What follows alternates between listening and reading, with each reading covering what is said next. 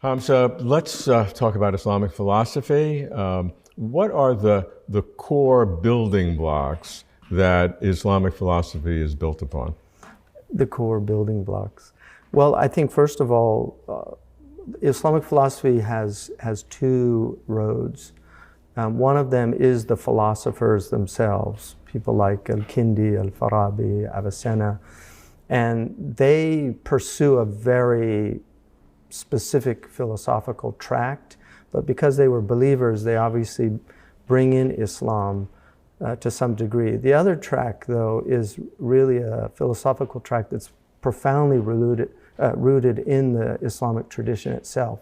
And so you see the flourishing of it with people like Al-Ghazali, and then ultimately moving into the great scholastics of the Islamic theological tradition. So these are the people like Sa'duddin Taftazani, Adaduddin al-Iji, Fakhruddin al-Razi, and they're using the philosophers, but they're really integrating them into the Islamic tradition. So it's a very rich tradition, but it's rooted in the Quran, and I think it's rooted, first of all, in the idea that the world is created, that there is an ex nihilo creation of God. So they're very interested in proving or giving rational beliefs for that. So the Kalam cosmological argument comes out of that, this idea that to prove the world had a beginning. Something obviously at the time the philosophers who were the scientists of that time did not believe. And so it's very interesting that the prophets asserted something that would have been anti-scientific, and yet today scientists are asserting what the prophets had asserted, you know. So, and also the end of the world, that the world comes to an end. So I think there's a very rich Islamic philosophical tradition. It eventually moves in almost entirely into a religious metaphysical tradition, and it's kept alive today largely by the Shia community. So the Shias have a great philosophical tradition that they still adhere to. In the Sunni world, there are still pockets, but overall it's more become a formal tradition, where more dogmatic, where they learn dogmatically the text as opposed to really delving deep into the philosophical issues. But there is a resurgence of kalam and of philosophy amongst young Muslims, so it's interesting. Let's go back to the origin, as you said, in the two foundations. One is the pure philosophy, and one is the philosophy embedded in the religious tradition. What are some examples of each, and how do they articulate? Well, I think what happens with the Arabs, I mean, obviously the Arabs before Islam are relegated to a pretty provincial, isolated area, the Arabian Peninsula. You did have some Arabs in the Levant, in places like Syria, and what was then known as Sham by the Arabs, which is Israel, Palestine, Syria, Lebanon. In that area, you did have Christian Arabs, and so they would have been exposed to some degree to the Byzantine tradition, the philosophical tradition of the Byzantine Christians. But the Muslims discover the Greeks, and I think that sets off a new trajectory, because prior to that they were definitely rooted in their tradition, but suddenly they discover the Greeks. They also discover Christian theology. So the Christian theology suddenly kind of excites them. I mean, I'll give you an example. There's a verse in the Quran that says that Christ is the kalima, which could mean logos. I mean, it means word, but obviously it could mean logos. So this was a question that the Christians posited to the Muslims. If Christ is the kalima, the logos, is God's logos eternal? And therefore, is Christ eternal? So you can see the syllogism being set up there. And so that was a first kind of shock to them. And that develops what's called the Kalam tradition of having to deal with questions that are being posited to them. Because, I mean, I think any faith becomes challenged when it steps outside of itself and suddenly it's confronted with other positions, other views. And I think it makes faith stronger, especially when it's challenged by, even within itself, by heretical ideas. And this is where you get the dialectic between heresy and orthodoxy. And then very often there's a synthesis. And so I think that's what's happening in that early period with these philosophers. They're thinking deeply about issues. They're also beginning to organize in a way, because the Quran is a book that comes with very, it's a non-linear book. And so it's speaking in first person, second person. It's something in Arabic called iltifat, which is very unusual. So God's changing constantly, we, you, I, he. And so that creates a kind of vertiginous experience when reading the Quran for people who are not accustomed to that. The Bible is much more linear. So when they meet the Greeks, they kind of are confronted with a much more structured way of viewing things. And so that begins to emerge, a kind of structured philosophy. And it becomes highly developed, and I think a lot of the most educated Europeans and Westerners generally know the incredible debt that Western civilization has on the Islamic tradition, including the Jewish tradition, which Imam al-Ghazali's famous Maqasid al-Falasifa, which is the aims of the philosophers, was translated into Hebrew and became, it was really kind of like a dummy philosophy for dummies, but it became a major work. And in fact, Professor Chertoff, who was at Columbia University, did his PhD on the influence of Ghazali on the rabbinical tradition. What are some of the fundamental ontological aspects of Islamic philosophy? Obviously, God is the preeminent element, but one question that comes up in various traditions, is the world that God created real, or is it just sort of the emanation of God in some almost virtual sense? Right, and I think the Muslims generally, our tradition adheres to a kind of correspondence theory. There is an idea that God has created a world that is matched with the mind, that it's not a trick, it's not a Descartesian, Cartesian demon who's fooling us in some way. We're not in the matrix. That my experience of you, that you are objectively real to me, and that my mind experiences you, and that I can assume that you indeed do exist. And we can exchange ideas because our minds are designed to be able to collaborate in that way. So I think the Muslims really do believe that there are many verses in the Quran that say that God created the heavens and the earth with truth, bil-haq. And so there's an idea that truth is here. And that the beautiful word in Arabic for world is alam, which means the instrument of knowledge. And so the idea is that the particulars of the world are meant to take us to an aggregate that leads to an understanding that God created the world. And so it's designed, and our minds are designed to move towards a knowledge of God. There's a beautiful book that was written called Hayy ibn Yaqdan. It's a famous book, The Awake, Son of the Awake, but it's a philosophical musing by an Andalusian philosopher that actually had influence in the West. And his idea is a kind of Robinson Crusoe character who comes, he's on a desert island, he has nobody, and he begins to just reflect. And his reflection ultimately takes him to God. And so the Quran definitely has this idea about if you reflect deeply.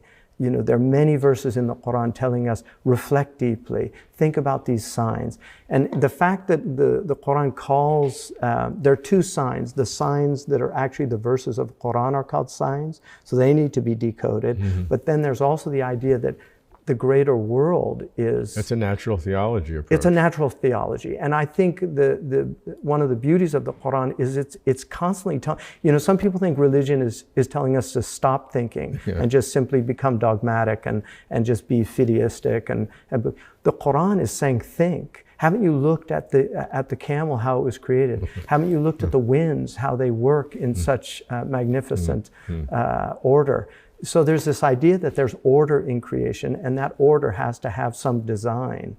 I mean, one of the reasons that the Quran gives for understanding God is that there's a kind of providential care that God has given us. And there are many verses that tell us about the blessings Like, haven't you seen how everything is, we made the earth, there's a beautiful verse that says we made the earth a bed for you.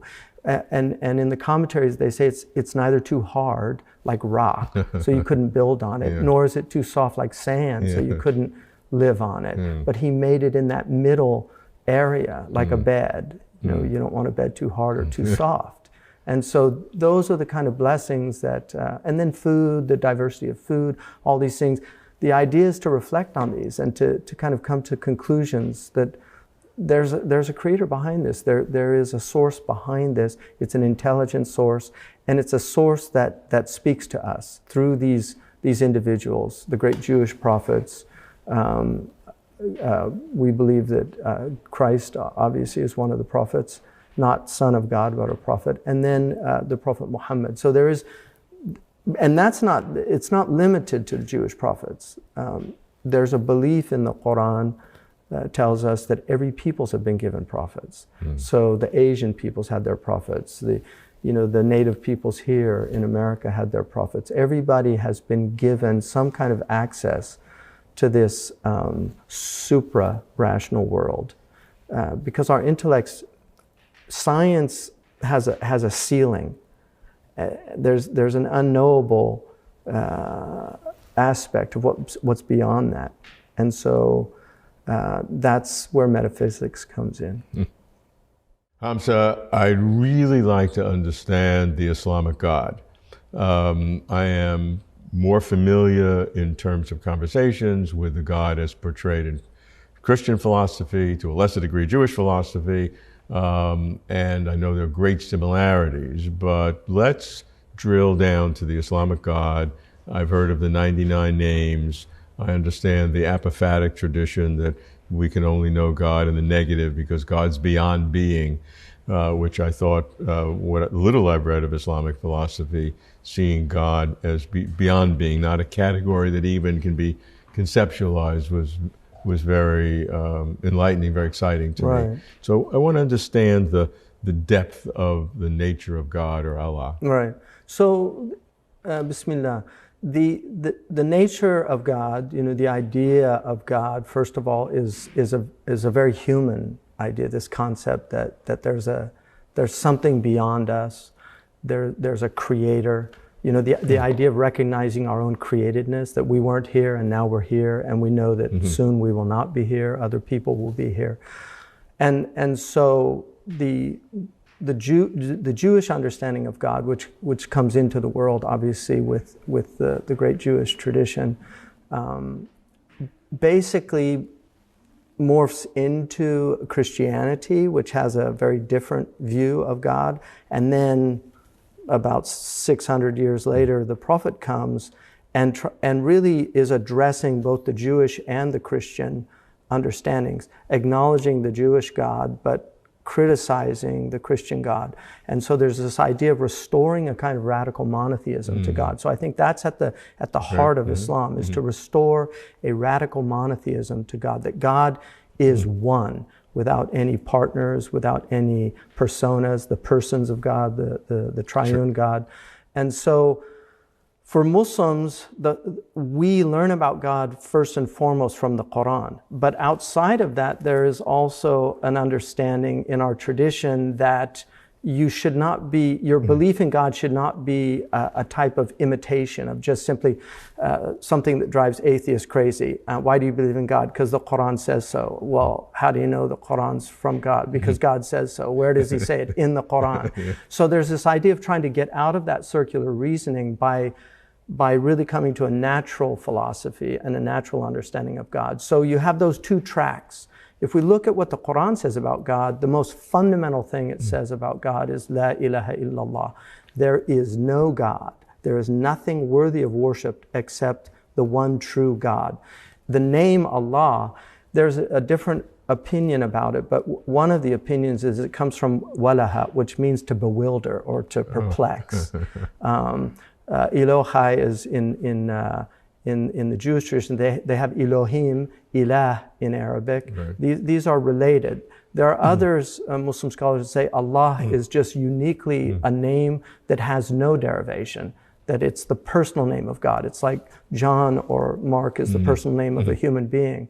And so Muslims try to understand God through the Quran first and foremost. And the most fundamental verse that tells us about God is the 112th chapter, which is a stunning summation of the reality of God. So it says, قُلْ هُوَ اللَّهُ أَحَدٌ. Say God is one. And one is not a number in the Arabic tradition. Numbers begin with two. So say God is unique. God is one. قُلْ Allahu Samad. God cannot be, there's no hollowness to God. God is whole. God is infinite. God has no needs. And then, lam yalid wa lam yulad. God was not begotten, nor did he beget. And then finally, وَلَمْ يَكُنْ لَهُ كُفُوًا أَحَدٌ. There's nothing like unto God. So any idea that comes to the mind, one of the things that I learned as a student of theology was anything that occurs to your mind, God is other than that. So we cannot conceptualize God. God has no gender. Unfortunately, in Arabic, you can speak without the problem of masculine and feminine like you can in Persian. In English, we have he and she and it. And so generally the Quran has been translated with the masculine, but there's no masculinity associated with God. God is Dhul Jalali wa Ikram, a possessor of majestic attributes and a possessor of beautiful attributes. But that verse, according to our theologians, looks at these 8 aspects. The first, God is one. It means that God is neither composite, he's simple, he's neither composite, nor are there partners. There aren't gods beside him. So it negates those 2 aspects.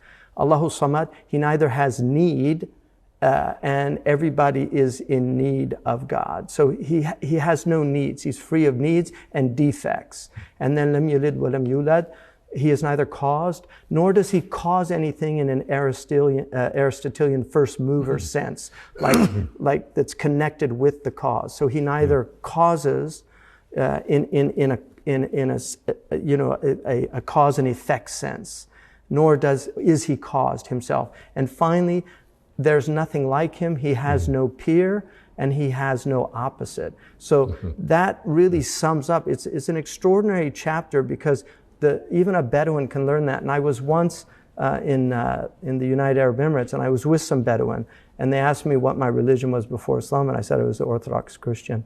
And they said, what did they believe? And I said, well, they believe Jesus is Son of God. And then one of the young Bedouin, and they had their sticks, that they have for camels. And he said, well, that makes sense because, he didn't have a father, so God must have been his father. And the other Bedouin took his stick and hit him on his knee and said, lam yalid wa lam yulad. He neither begot nor was he begotten. And it really struck me. These were illiterate people. But this verse, this short chapter made him a kind of theologian. How do you contrast the 2 ideas that God is beyond categories, which you described very eloquently, in the so-called apophatic tradition, that you can only know God is in the negative, via negative, as opposed to asserting. And yet, on the other hand, you have the 99 names of God, which are all positive affirmations. Sure. Great question. So, first of all, the idea, the Aristotelian categories begins with substance, and then it's got all of these predicates that go with that. So, God is not a substance. There's no genus. God is outside of the idea of genus and species. So we can't define him in a traditional way that logicians would have used in pre-modern logic. But at the same time, and this is where you get in our tradition what's called tanzih and tashbih, which tanzih is like transcendence, that God is transcendent, utterly transcendent, but also that God allows us to know God. And the way God allows us to know is through attributes. But those attributes have to be understood in a kind of mathematical sense of any number over infinity is 0. So the idea that it's approximations. So the 99 names tell us that God is merciful and compassionate. Those are the first 2 attributes in the Quran. So how do we know mercy and compassion? Well, the Quran says, look into yourselves. that we have been created in this metaphysical image so that we can know, this imago Dei, that we can know God through reflecting on ourselves. And that's why the great polymath, Persian polymath Raghib Isfahani says that every book that has ever been revealed has said in it, know yourself and you will know God in some way or another.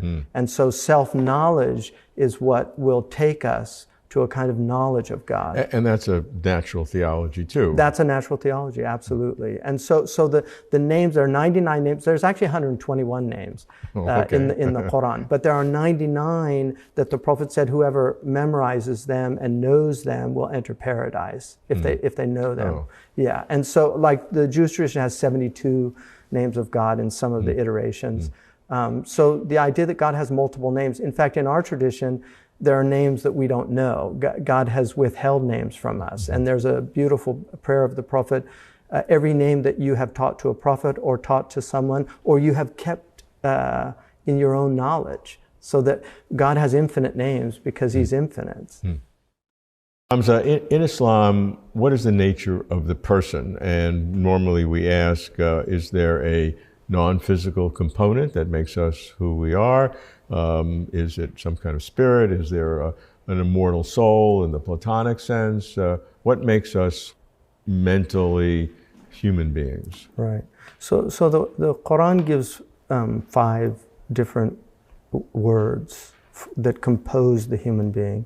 It gives the word aql, which means, it's a difficult word now because intellect means something very different to modern people than it did to pre-modern people. Because intellectus, from Latin, this idea of being able to judge between things. But in Arabic, the aql is a immaterial that moves towards intelligibles. So it's an immaterial quality of the human being that moves towards intelligible. So if I'm studying mathematics, my aql, my intellect, is moving towards these abstract entities we call numbers that are intelligibles. And then the Quran has what's called ruh, which is ruach in Hebrew. Yeah. So this is the spirit when it's directed towards the ultimate reality, which is God.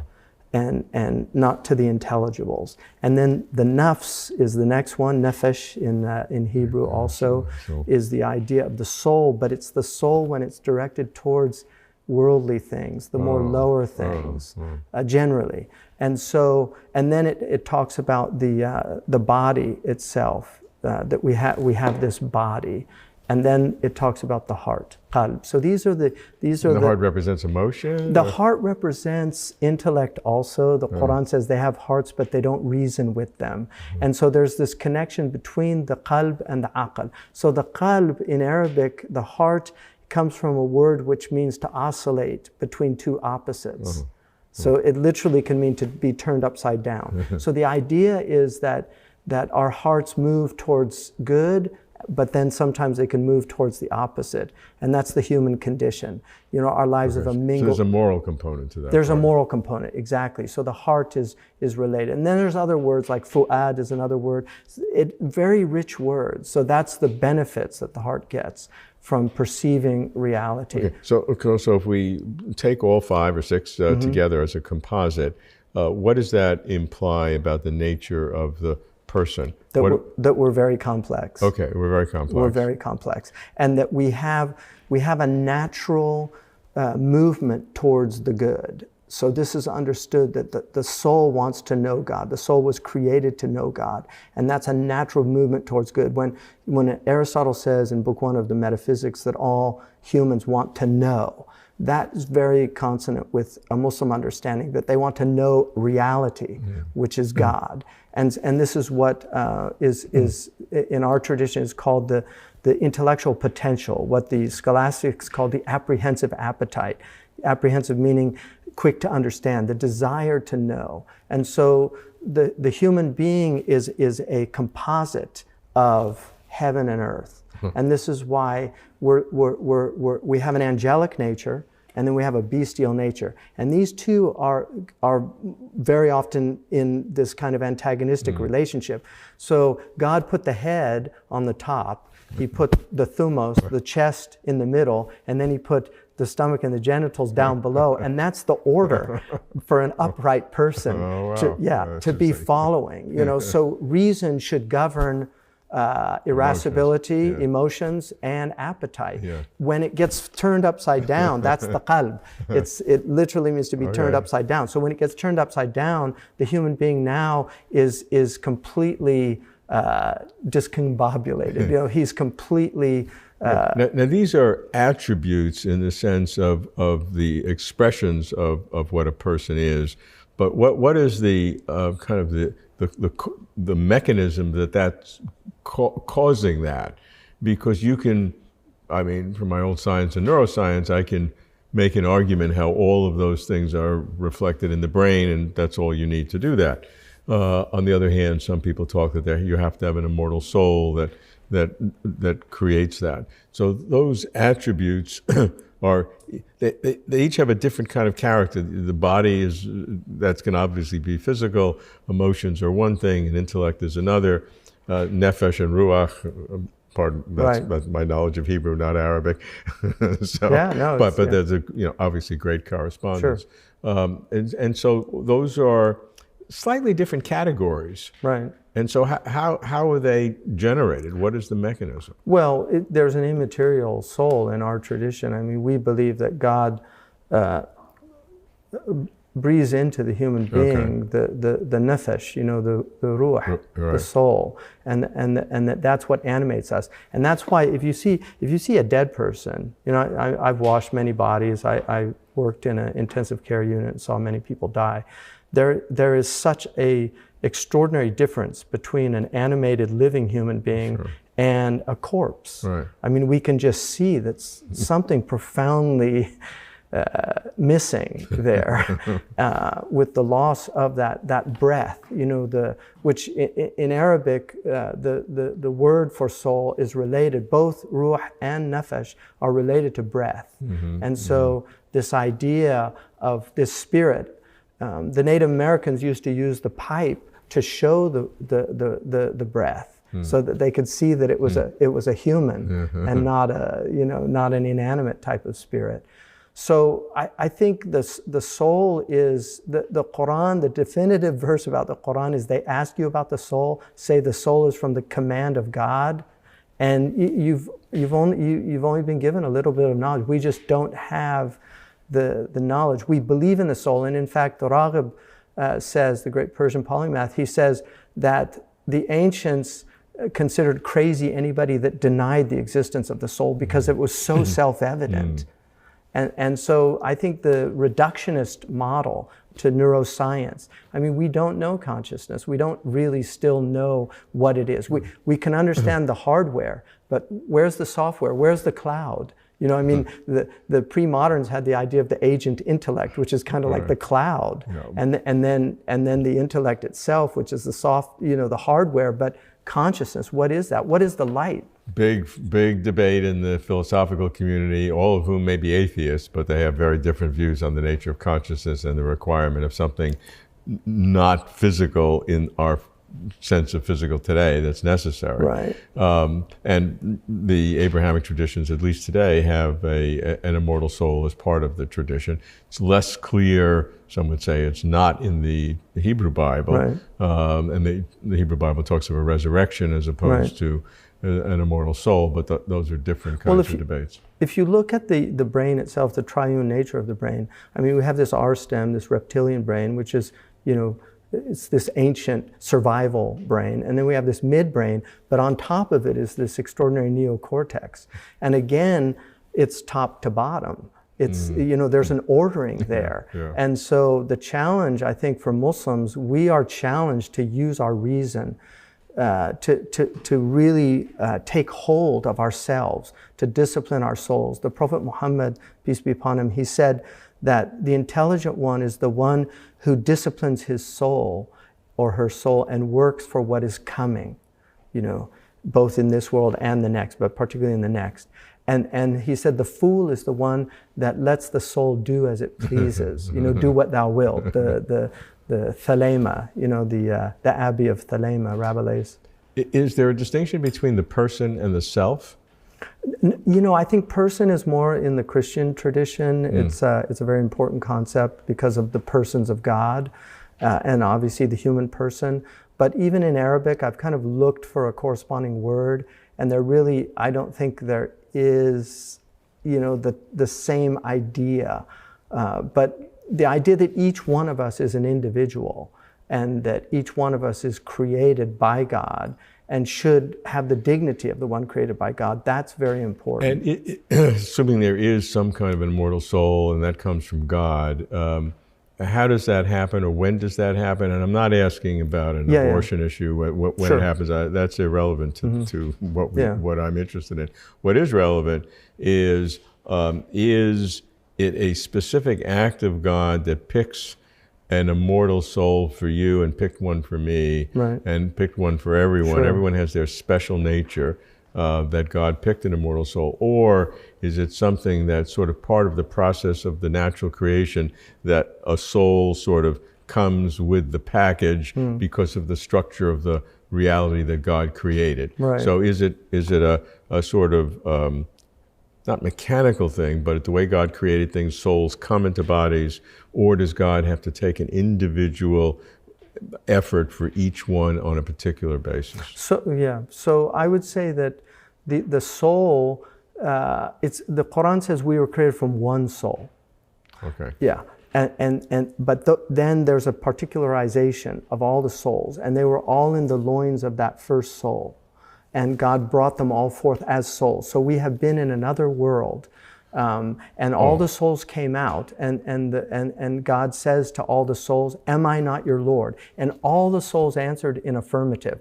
And then we come into this world, and what we need is recollection. There's an idea that we have to remember. So the Quran is constantly telling us to remember that covenant, to go back. Which was before our birth? Which was before our birth. Wow. And so that's why when the child comes into the world, the very first thing that's done is the person should whisper the adhan, the call to prayer, in the ear of the child, and then give it a date on the tongue. And it's, if you remember the covenant, you will have the sweetness of God's blessing. That's a nice metaphor. Yeah, and so that's really important. How does that tie into an Eastern reincarnation kind of? Yeah, there's a little bit of a resonance there. There's some resonance, but we don't believe in reincarnation in that way. No, I know that. What we do believe, the Prophet Muhammad, peace be upon him, and this is very interesting from genetics. He said that every soul that comes into the world was prepared by every previous ancestor that had all the way back to its first ancestors. So they all participated into the coming in of existence of that soul. And there's a very interesting verses about how God has rakkab, which is literally to bring together in this combinatorial fashion each individual unique human being. So our genetic composition is completely unique for each human being, and that is somehow related because we believe in the body. There's a non-physical genetics I think it's both. Exactly, I think it's both. And so in terms of coming in, the soul coming into the body, according to our tradition, it comes in, the vast majority of scholars say 120 days. There is a smaller minority, and I'm amongst them, that says it's around 40 days. After conception? After conception. Okay. Yeah, and I think the embryology shows that now based on certain criteria. I would be skeptical of that, but you would expect me to be skeptical of numbers and specificity like that. Yeah. But what's interesting to me, if God created all this universe of souls, or this one soul that everything is part of, is there therefore a finite number of those that once you've apportioned that one soul into all of its pieces, you got nothing left? Or does God have to recreate something more? Well, we believe that God's recreating it in every instant. So there's this one big soul that God created originally that had... It says we were created from one soul, and that's what we would call Adam. Yeah. Okay. Atom. But there was a physical, some substance, non-physical substance. It's non-physical. We wouldn't call it a substance. Yeah, it's an immaterial spirit. It's an immaterial. Substance can be immaterial. Yeah, that's true in the Catholic tradition. Yeah. So it's an immaterial spirit, and then it can be cut into an infinite number of pieces, or I mean, I don't know. That's God's knowledge. Don't you know everything? I don't know. I know very little. I feel embarrassed. Yeah, imposter syndrome. Yeah, what do we know, really? I mean, we're all here trying to learn. Yeah. Hamza, in looking at the world's religions, one nodal point is the nature of ultimate reality. In the Abrahamic religions, of course, it is God in various different ways of perceiving God. And in some Eastern traditions, Buddhism in particular, but aspects of Hinduism, perhaps some Chinese philosophy, the dominant essence is a kind of consciousness, a cosmic consciousness, an all-pervading consciousness, in which our consciousness is a part of, or some sort of a segmental process. How do you now, obviously, consciousness is a critical factor in the philosophy of mind. We really don't understand what it is to have this felt inner experience. Whether neuroscience alone can explain it, many people would be in doubt of that. I'd be among them, at least, even though I was a neuroscientist by training.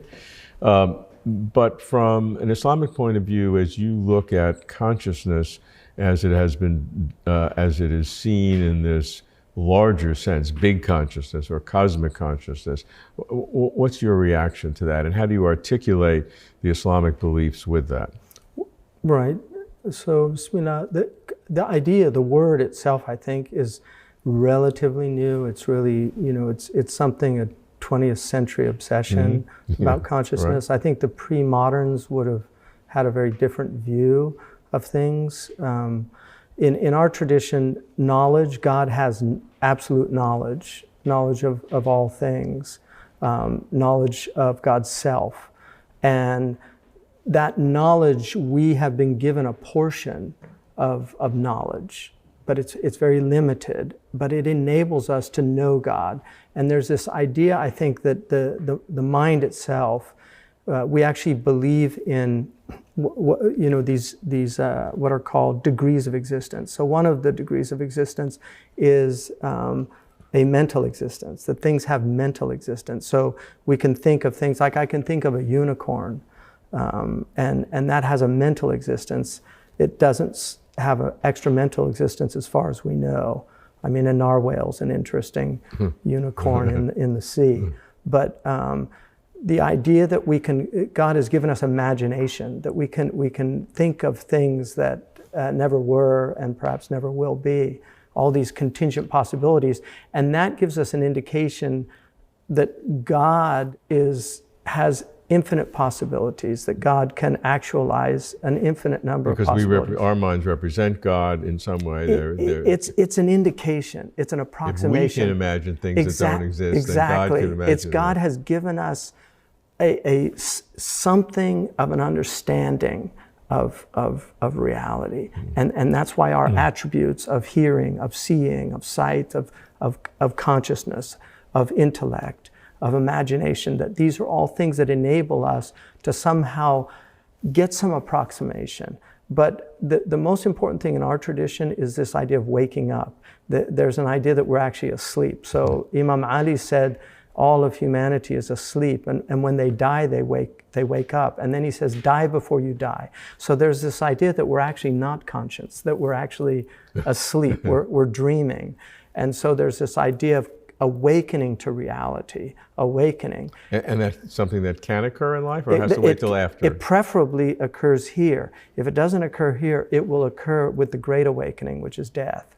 Yeah. So there's this idea of death before death. The idea of, we have a word in our tradition called fana, which is almost identical to nibbana in the Pali, or nirvana in this. It means to be blown out. And so it's the idea of having the self blown out so that it can perceive reality. Is that in core Islam, or is that in the? That's in core Islam. That's in traditional. That's not that's mysticism, Sufism. Well, the thing about when they talk about Sufism and mysticism, all of the Muslims had some commitment to mysticism. All of them. Ibn Taymiyyah uses the word fana. Ibn Qayyim al-Jawziyah, scholars that are traditionally associated with a kind of anti-mystical doctrine, yes. They use these doctrines. They were first formulated by a great Baghdadi scholar, Imam al-Junayd, and they're accepted by the Muslims. So I believe it's core Islam, and I'm not saying that as some kind of heterodoxic view. This is orthodoxy.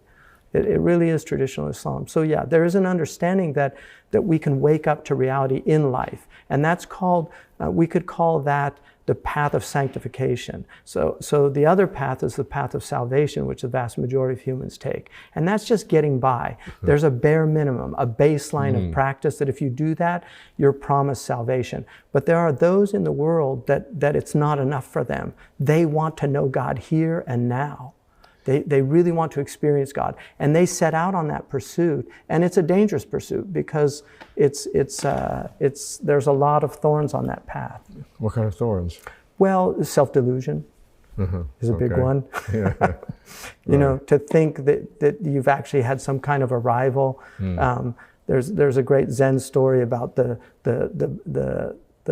enlightened monk that came to talk to all the Zen, and then. He said, all enlightenment is an illusion. And so everybody left except one. And he said, what are you doing? He said, well, I've been sitting here thinking I'm enlightened. I realize it's just early senility. So, I mean, there is delusional states, and people fall into these states. And that's why humility is so important in our Islamic tradition. The Prophet said, I was commanded to be humble, despite being a prophet, so that no one would see themselves better than another. And that's why a true sage in the Islamic tradition sees everybody as better than them, even the ignorant ones, because they might have an excuse with God because of their ignorance, whereas somebody who knows has no excuse. And is there something like a cosmic consciousness that pervades reality, that's independent of God? Or you not? know, I'm a little hesitant to use words that are outside of our tradition. There's an understanding that God has absolute knowledge, and His knowledge is everywhere. That God's knowledge, He is with us wherever we are. His knowledge is with us. He knows. God knows everything. God knows what's happening. And so in that way, God is mindful of His creation. And in fact, the Quran says, there's an amazing verse that says that we will show you our signs on the self and in the horizon until it becomes clear to you that this is truth. And then it says, does it not suffice you that God is witnessing all things? So this idea that things could not exist without the witnessing of God, kind of the idea that, you know, and this is, as you know, in physics, this idea of if the observer is not there, does it exist? Well, for us, if God is not observing us, we don't exist. What about the creation of consciousness itself, our awareness? That requires some sort of an implantation of a soul from God? Absolutely. It's a light. We believe that consciousness is a light that God has placed into the human being. And that this is not metaphor. This is not metaphor. It's a light. It's something that's, that has that's a non-physical something. I'd say non-physical. It's a spiritual light. It's a spiritual light. And it's resonant in each person as their own thing. And the mirror of the soul has to be polished, because the light cannot shine through unless there's a polishing. And the polishing of that is mindfulness, is remembrance of God. That's how one polishes the soul. And if that polishing occurs, then reality begins to present itself as it is, reality. So most people, when they think of the Islamic tradition, think of a lot of rituals and a lot of experiences, people praying 5 times a day, facing Mecca, various kinds of mysticism, ascetic practices. Each religious tradition has its own set of practices. So what I want to understand is, in the Islamic tradition, what is the importance of ritual and the traditional behaviors? But more importantly, why do those behaviors facilitate the ultimate goal? So, Bismillah, the prayer itself is really the central pillar that holds the tent, so to speak, up. And obviously the very first pillar of our tradition is there is no God but God. And once you accept that, and then you accept that the Prophet Muhammad, peace be upon him, is the messenger of God, then he tells us what God wants from us. And one of the most important things is prayer itself, that it's actually good for us. We believe that God has no need of his creation, that there's an abundance that God has, and the creation comes out of that abundance, but it does not come from need. It comes from nature.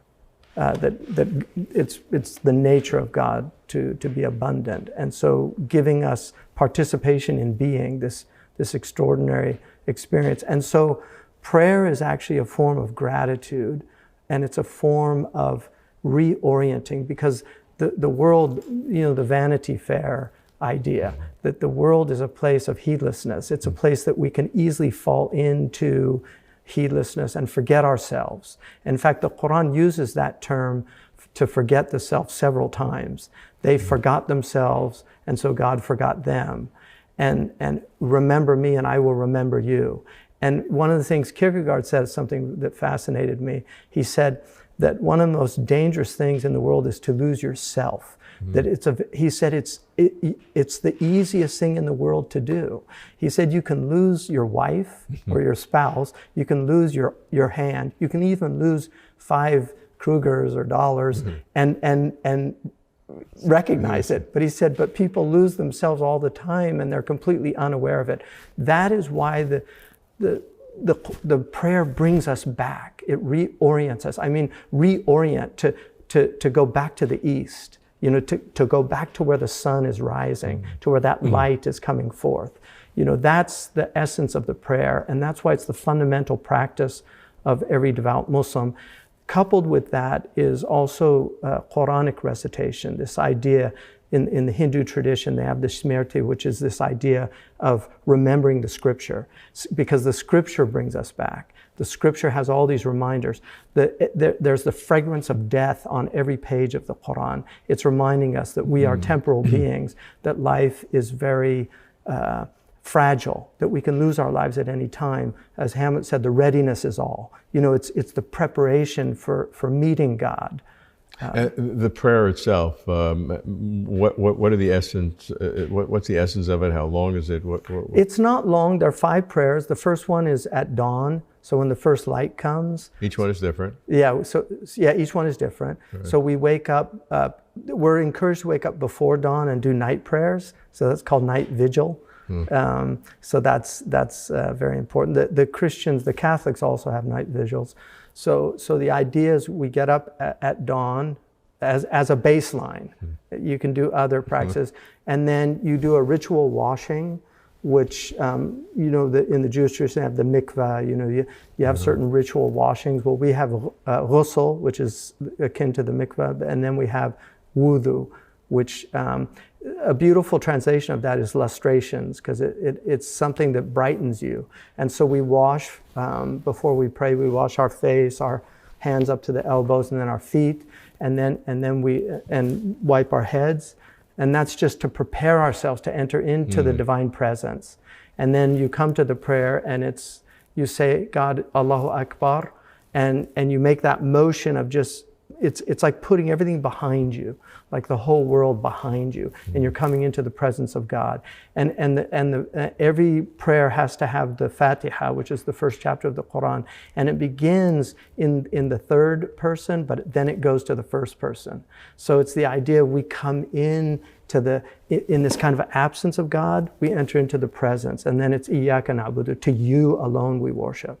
And so That is to reorient every day. And then when the sun goes to the zenith and moves 1 degree, that's the second prayer. So it's all according to the sun. And then when the shadow reaches its length after the zenith, then again we do the afternoon prayer. And they have different circuits. Like it's about 5 minutes. I mean, you could do it pretty fast. It's better to do it properly, but some people do it quite fast.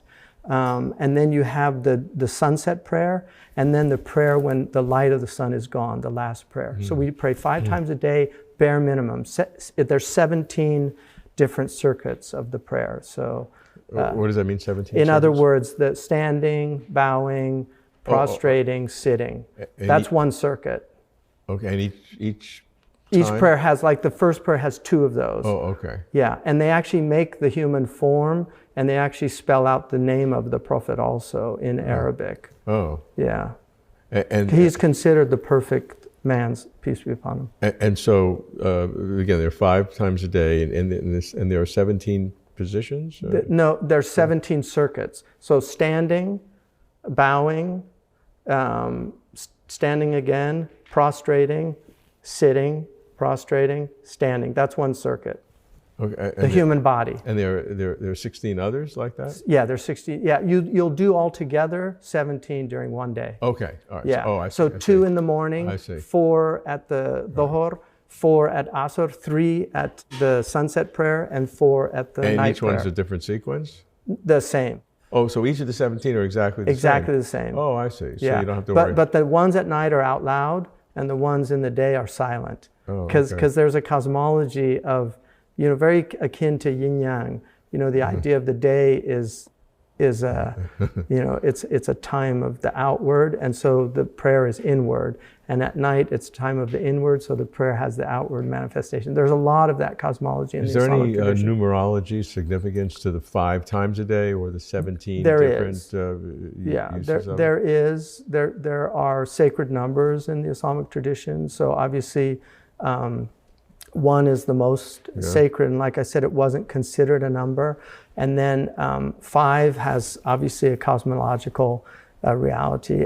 Traditional worldviews had the 4 elements and then the quintessence. So there are many things. And then 7 is another number. It's a perfect number between, it's the 4 and 3 addition. So Muslims tend to shy away from too much numerology. There's a recognition that it's real and that it does have significance. 70 is a sacred number, 99 is a sacred number, 33 is a sacred number. How about 17 for the different circuits? Yeah, I don't know the significance of that, but these are things that we call supra-rational. Like God has kept things of why he does things. But we know, like for instance, cortisol levels are highest at that point in the morning.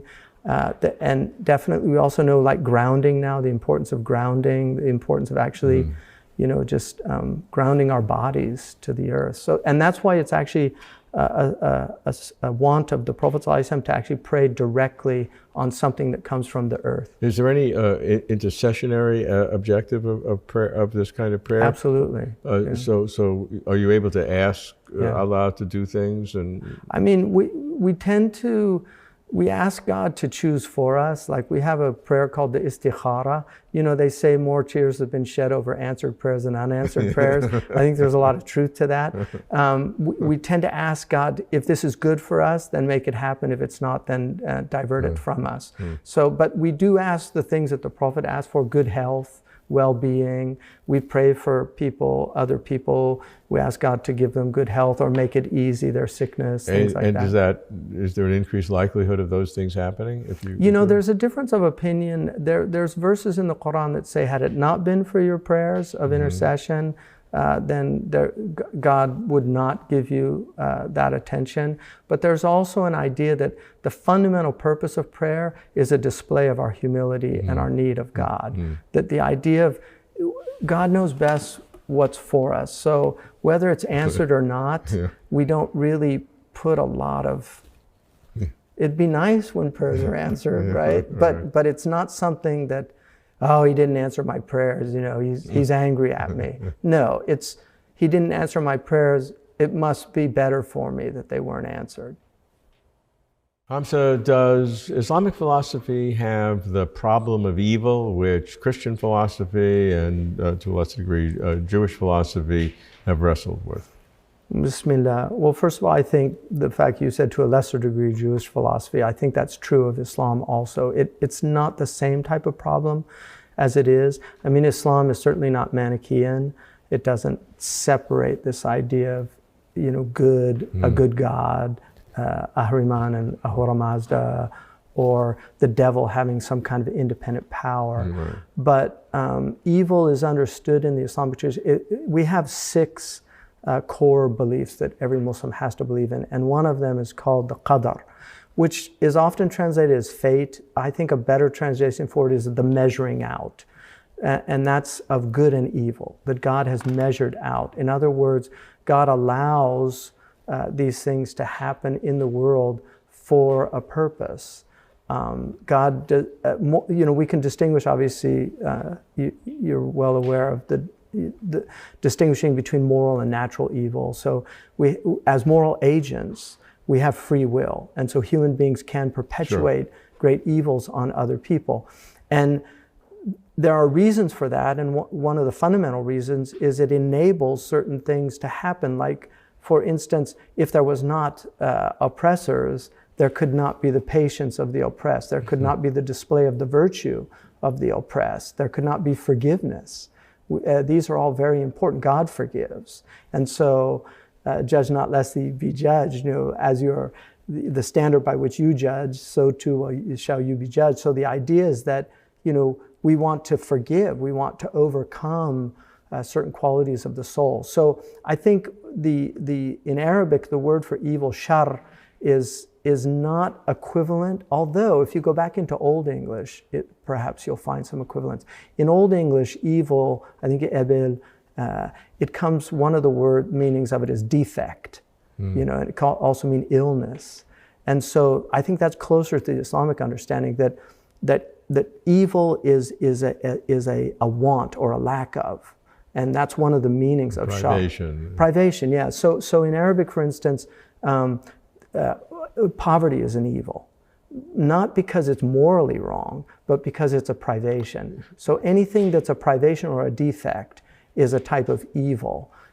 In terms of natural... So there's no distinction between them in terms of that term of privation versus an affirmative evil that somebody perpetuates, a crime? Or... Well, and that would be a lack of goodness. I mean, there's a privation of goodness in in the perpetration of the crime. So in that sense, it's an absence. It's an absence of goodness, right, or an absence of adequate standard of living is poverty, and those are equivalent. Right, but it's also, there's another... Many people argue that they're really not equivalent. I know, and I think there's an argument for that. But I think one of the things, if you look, for instance, in Hebrew, the word for sin is khata. In Arabic, it's khati'a, also khata. And in Greek, it's amartia. They're all archery terms, to miss the mark. Oh. And so the idea is that everybody wants good. Everybody, even the evildoer wants good. But the problem is the light of the intellect has not been polished. And so they're looking through this opaque lens, and it's muddled for them. So they see an apparent good as a real good. They think pleasure, for instance, raping the woman, they're going to get that good, which is the pleasure they want from that. But that's what they're seeking, but it's a sin. They've missed the mark. The proper way would have been to court the person and for things to be consensual. So that's our understanding, that there's a kind of ignorance. If you look at the soul, when we get the idea of the rational soul being reason, and then the irascibility, the will, and then the appetite, that the sin of each one, the sin of the rational soul is ignorance. The sin of the emotional soul is malice, right? It's malice, the will. And then the sin of the appetite is inordinate passion. So ordering this is really fundamental to our tradition, and we are challenged to do that. And if we do that, we will not fall into the type of evil. But you can't have a kind of evil at each level. Absolutely. Yeah. Okay. And now, one of the problems that Christian philosophy wrestles with enormously is, did God create the evil? And Christian philosophers large part, go to extreme, perhaps tortuous logic to explain how God did not create the evil. The moral evil? Any kind of evil. Yeah. See, I mean, God, the earthquake that happened in Turkey recently. I mean, that's a natural evil, right, obviously, and it's devastating. But from our perspective, God, one, brings good out of evil, which is very important. Two, one of the things that human beings, because of our heedlessness, we're so accustomed to the goodness of God that we forget Him.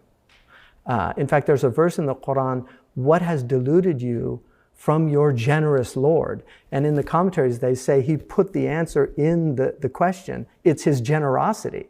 So God, we're so used to, like right now, everything's fine. If suddenly it started shaking, we would become aware of the blessing of the stillness. But we're not. We're heedless of it. So when these things happen, in fact, Chrysippus actually argued that these are actually proofs for the existence of God, things like hurricanes and floods and things, because the order that we're so accustomed to from God is disrupted. And it you know, the Arabs say by opposites things are known. So it's by that chaos and disorder that comes into the world that we know the blessing of the order. So I think, you know, Muslims don't have, I've always been, I think, marveled at the fact that they don't have the same type of problem, that they really have a kind of stoic view of life. That's very interesting. Yeah.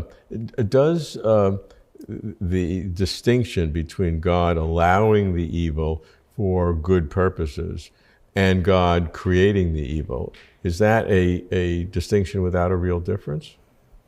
I mean, I think in some ways, yeah. I think the fact that God is the creator of all things, right, yeah, right, and so evil is part of the creation, and it serves a function, it serves a purpose, it serves the function that without it many goods would not be realized. One of the most important ones is that good people actually combat evil, because spiritual warfare is part of life on earth, and so it's very important. The great Persian poet Rumi said, sometimes we take up the sword to take swords out of the hands of madmen. You know, that there has to be an opposition. And so in terms of the purpose of the world, evil serves a very important purpose. And without it, there would not be many goods that God clearly wants to realize in the world. Yeah, so you'd have no problem saying that God created the world and evil with evil in it. We believe that. We have to. Yeah. We have to believe it. Yeah. I mean, I think that's more logically coherent than trying to parse the difference between to get God it out, because then it limits God's omniscience, omnipotence. Right. I mean, didn't God know that there would be evil? And then this idea, I mean, I think it's a problematic syllogism, you know, that the atheists use, this idea that, you know, is God all good? If He permits evil and all powerful, and He permits evil, then He's either not all powerful or not all good. Right. But if His permitting it is for a greater good, then I think that, I mean, a surgeon will cut off an arm to save a body. Sure. So we can't, you know, there's a beautiful Persian proverb, what does the ant know of the pattern of the Persian carpet? You know, it's that's nice. We're just so limited in our knowledge. But I mean, look, like in Turkey, one of the things that really struck me was all the goodness that came, all these people that in cold, they could have stayed in their apartments. They left from all over. People from Ukraine and Russia both came. People that are fighting each other in Ukraine, they both sent people to help save lives. Right. So they're killing lives in Ukraine. I mean, there's a irony there, but there's also something really powerful about tragedies and about natural evil, that it brings out the best in most people. The problem that comes up is that in general, your argument works, but there are lots of specific people, you know, rational, sentient human beings, whom it doesn't work because they were the ones who died, or the child who got brain cancer, or a million other examples. And so is it fair for God to create a world where I can benefit because I've helped a poor person, but that poor person has died or something. In other words, Yeah. I got the benefit because I was so beneficent. Sure. And so I benefited. But that person, suffered in order for me to benefit. Well, this is Ivan's argument in Brothers Karamazov. It's a powerful argument. Yeah. I mean, children, Yeah. right? The suffering of children. It's a powerful argument. But in the end, I think we have to choose. We have to choose. And there are those of us who choose to believe in the goodness of God and that these are for a purpose. And I think it's definitely a healthier perspective, because the other perspective, I think, leads to a type of either nihilism or despair, or and I think there's a reason for that. I think God's created us in that way. Mm-hmm. You have emphasized in your writing the concept of suffering a great deal, right. which has resonance with much in Buddhism, for example, Sure. In terms of the importance of suffering in the world. I recognize suffering. Of course, everybody does, but I don't do it in my worldview anywhere near as much as you do. So enlighten me in terms of the importance of appreciating suffering as this vehicle to understand reality, understand God. Well, I mean, I was a registered nurse and worked in a hospital, and I've seen people in immense suffering, and I've seen people handle it in ways with faith that people without faith were incapable of handling it. And I think that I genuinely believe that suffering is something that it's the first noble truth. It's part of the world. And we have to hopefully avoid it as much as possible. I mean, who wants to suffer unless you're a masochist, But I think we also have to embrace it when it comes to us and try to see the wisdom in it. I saw an amazing interview with Christopher Reeves where he said that he chose that the world has purpose and that this event that happened to him had a purpose, that he chose that as opposed to just wallowing in his anger and resentment at God or no God, at the pure arbitrariness of the universe. I mean, these are all choices that we make, and I think the most intelligent choices, the most hopeful choices, and the most necessary ones for our well-being are the ones that recognize that there's purpose and reason in that. And I think we've all suffered. I mean, this is something at different degrees, obviously. I mean, there's different degrees of suffering, but we have all suffered, and it's something that we share as a human species. And I think that if you're empathic, it enables you, because of your own suffering, to recognize the need to help others. And these are the benefits of tribulation. That's one of the great benefits of tribulation. I had a wonderful experience of that once, but I'll save it for another time. Why don't you? Okay. Well, this woman was listening to a talk that I gave. She was in England driving on the highway, and it was called the 17 Benefits of Tribulation. And one of the benefits was that it enables other people to help you. And right then her tire went flat. She told me this story. And she pulled over, and this wonderful man came and changed the tire. And there was that exchange. And I think that's something very human. So what is Islamic philosophy's approach to death, life after death, the sequence of events, what happens? I think, Bismillah, this is something that I actually came into Islam because of that. So I had a near-death experience. So death was very real. And I decided to go through all the world scriptures from the perspective of death. And it was the Quran that really struck me as the one that dealt so much with death. There was just so much in there about death. There are two chapters that devout Muslims recite every day, Yasin and Waqia. And they're both basically death meditations.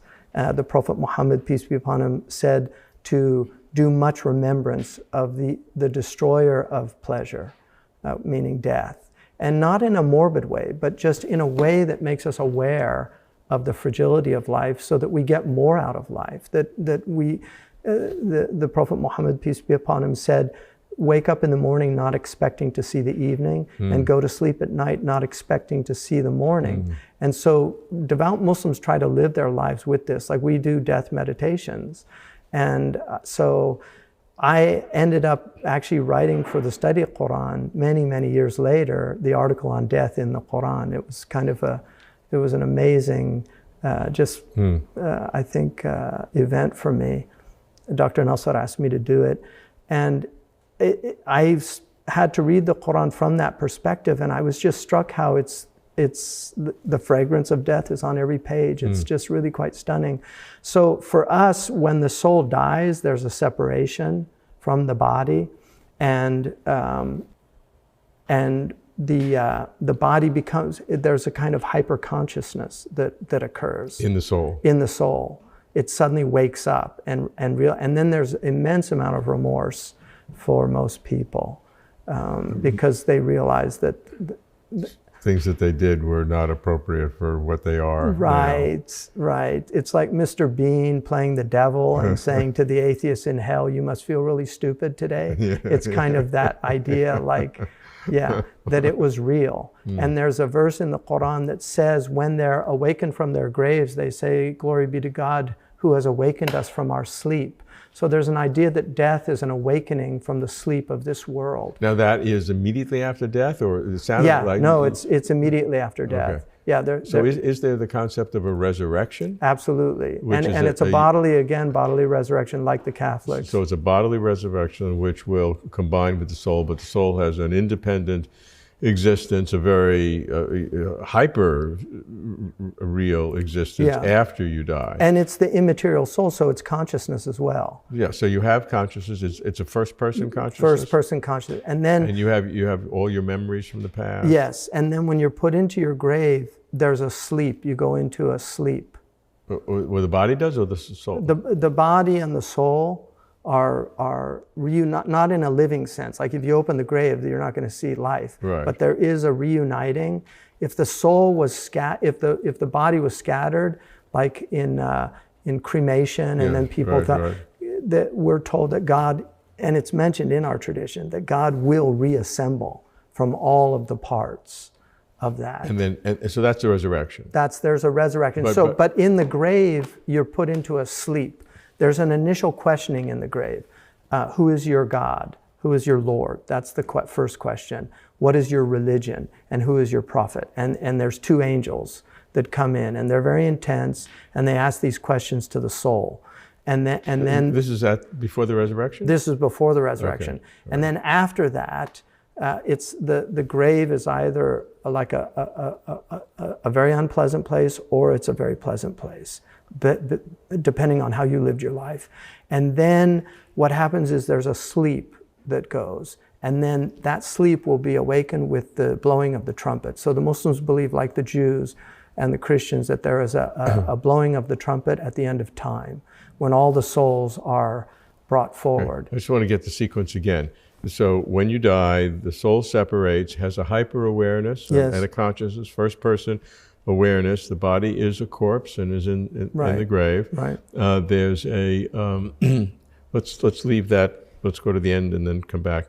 So then the soul, after a time that we don't know, there'll be a resurrection. The soul is reunited with the body. It's kind of... The body is a permanent body, though. It's not. It's not the same. Yeah, it's a different... Whatever God gathers together.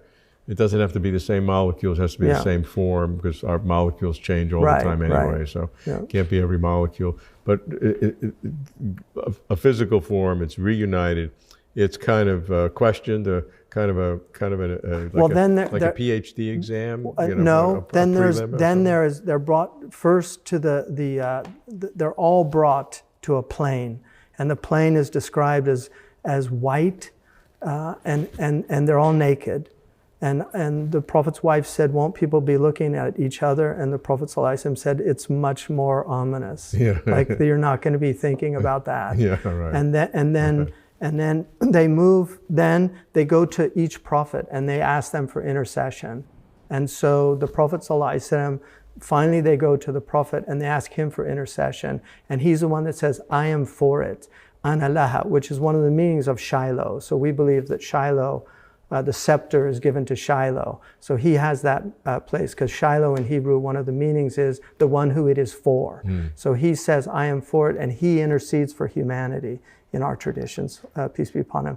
And then the judgment comes, because people, it's like you want to... But it's individual judgment. It's not... It will be, but it's like people want diagnoses. You know, they just want, what's wrong with me, doctor? And just, there's a relief in the diagnosis. So that's the kind of idea. People want to know what their destiny is. And so then they go, and there's a weighing of, they're given, each person is given the book of deeds of everything they did. It's all recorded. The Quran says we have recorded everything, and it says fi kitabin marqum, it's in a digital book.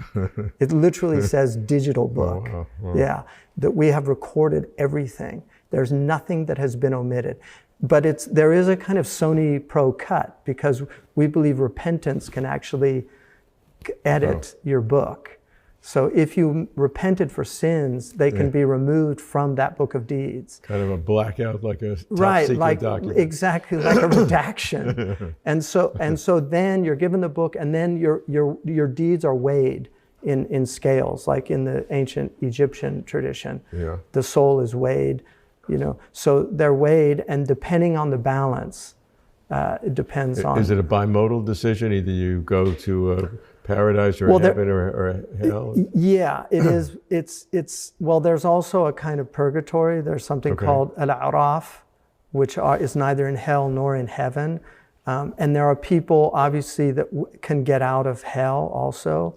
Okay, so hell is not permanent. It's not. It is permanent for some people, but many people will get out through intercession, through purification, spending some time the word... Is it possible for everyone to get out, or some people? There are opinions amongst some of there are certain scholars that had those opinions, but that's not the normative tradition. But there are scholars that did hold that opinion. Is there any tradition of universal salvation in Yeah, Islam? and there's a book written by Muhammad Rustam that has that on universal salvation in the Islamic tradition. But like I said, it's not the orthodox position. There was a position from one of the Andalusian scholars that eventually hell they become nariyun, the people. So it's like they become accustomed to it. But the Quran is pretty clear that it's eternal punishment, and there are many verses. Although there's an interesting position in our tradition. So if God makes a promise, he has to fulfill it because that's his nature. Right. But if he makes a threat, it's actually considered acceptable for him to not fulfill the threat, because even in our tradition, if I say to you, if you come to my house, I'm going to really, you'll see what I'll do to you. And then you show up and I'm saying, come on in. That would be seen as a good thing, like I've forgiven you. And so that idea about God is that he can forego a threat, but not a promise. How do you distinguish between a threat and a promise? Well, the threats are the threats of punishment. Those are threats. But there are promises also of punishment. So he will, you have to be careful. And that's the idea. And then there's this idea of a sirat, which is a bridge between paradise, and underneath it is hell. And every human being has to cross that. And then the Prophet described these massive scanners that come and scan the soul. And if the soul is, it will clamp onto weak souls and pull them, and the soul will pull to keep them on the path so that they could get across. And the ones that don't make it are literally thrown into hell. And this process occurs after the judgment. That goes across. And then the people that get across, every prophet will be praying for their community. So Moses will be praying for his community, Jesus for his community, probably the Buddha for his community. Every prophet or messenger. I mean, there are people that believe that Buddha was one of the messengers. It's not in the Quran, but there are Muslims that... Now, right after death, the immortal soul has this hyper-aware state, but it's not going to a heaven or hell. What does it do during the interim period before the resurrection? Yeah, there's a lot of debate about that, about what that is, because this group they see the people in heaven, but they're not in heaven. And so there are some that argue that that's it's to prepare them, like the 7-story mountain. Well, who's in heaven? Because I thought nobody gets to heaven before the resurrection. Yeah, no, the martyrs are in heaven. Okay. So we believe that martyrs are in heaven. Yeah, the martyrs go straight to heaven. But normal people don't go straight to heaven. No, they have to go through the judgment. Everybody has to go through the judgment. Except the martyrs. Yeah. Okay, so then the souls, after they leave the body, before the judgment and the resurrection, they can see the martyrs in heaven. Right. But it's a pretty sparse place compared to the great majority. We also believe children. If you die before puberty. Oh, I see. And they're in the care of Abraham. Okay. Yeah. Good. Even aborted children. Even aborted children. Even aborted children. So there must be the spontaneous abortions that happen. Right. And they all intercede for their parents because they lost the child. And there must be a time frame before. We're out of time now. Oh. Yeah. No, I mean a time frame for the abortion. I mean, it wouldn't happen 1 second after conception. Yeah, exactly. So there'd be a kind of cutoff point where you make it. Yeah.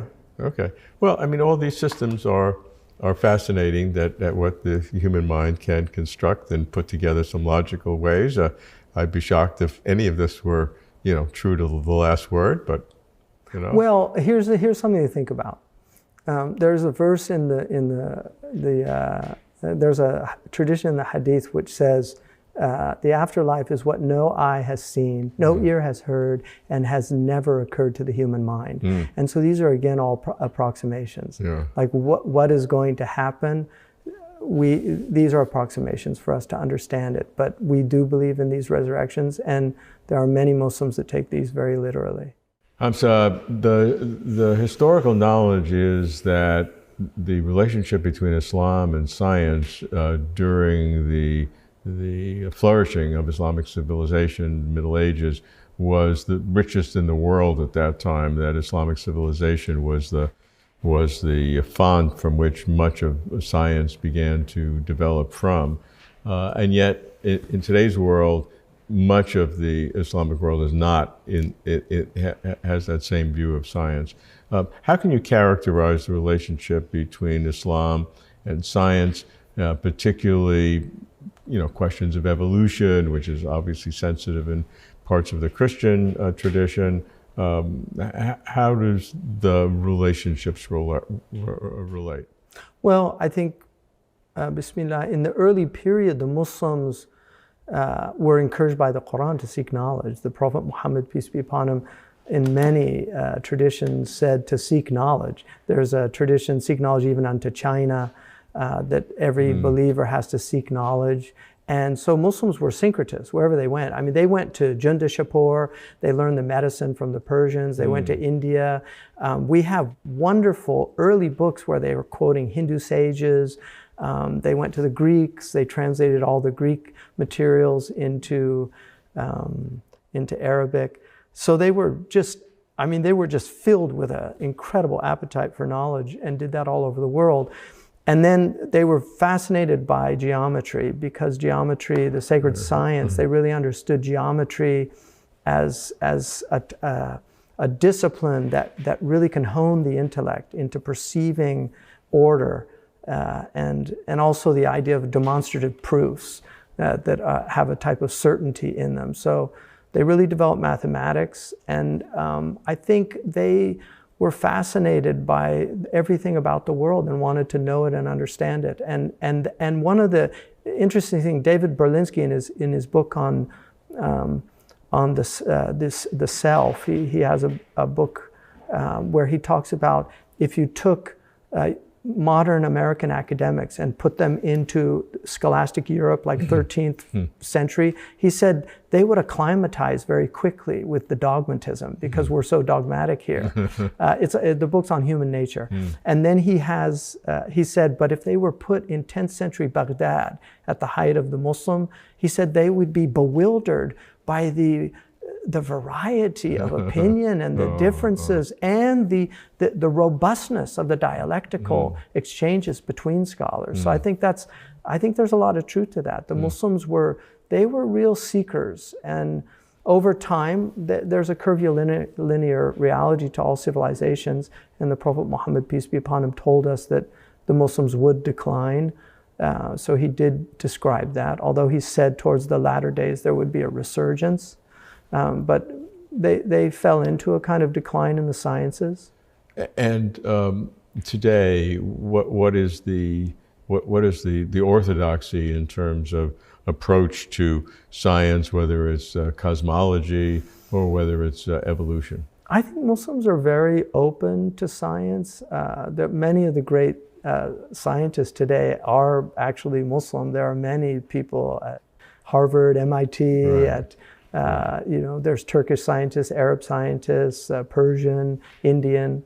I mean, there's great physicists. There's a Muslim that won the Nobel Prize for physics. Sure. So I think they have a respect for science. In terms of evolution, I mean, obviously evolution is, nobody can deny certain aspects of evolution. They would be denying empirical evidence that I think is very strong. But the idea of randomness, the idea that God is playing dice with the universe, as Einstein said, I don't think any Muslim could accept that.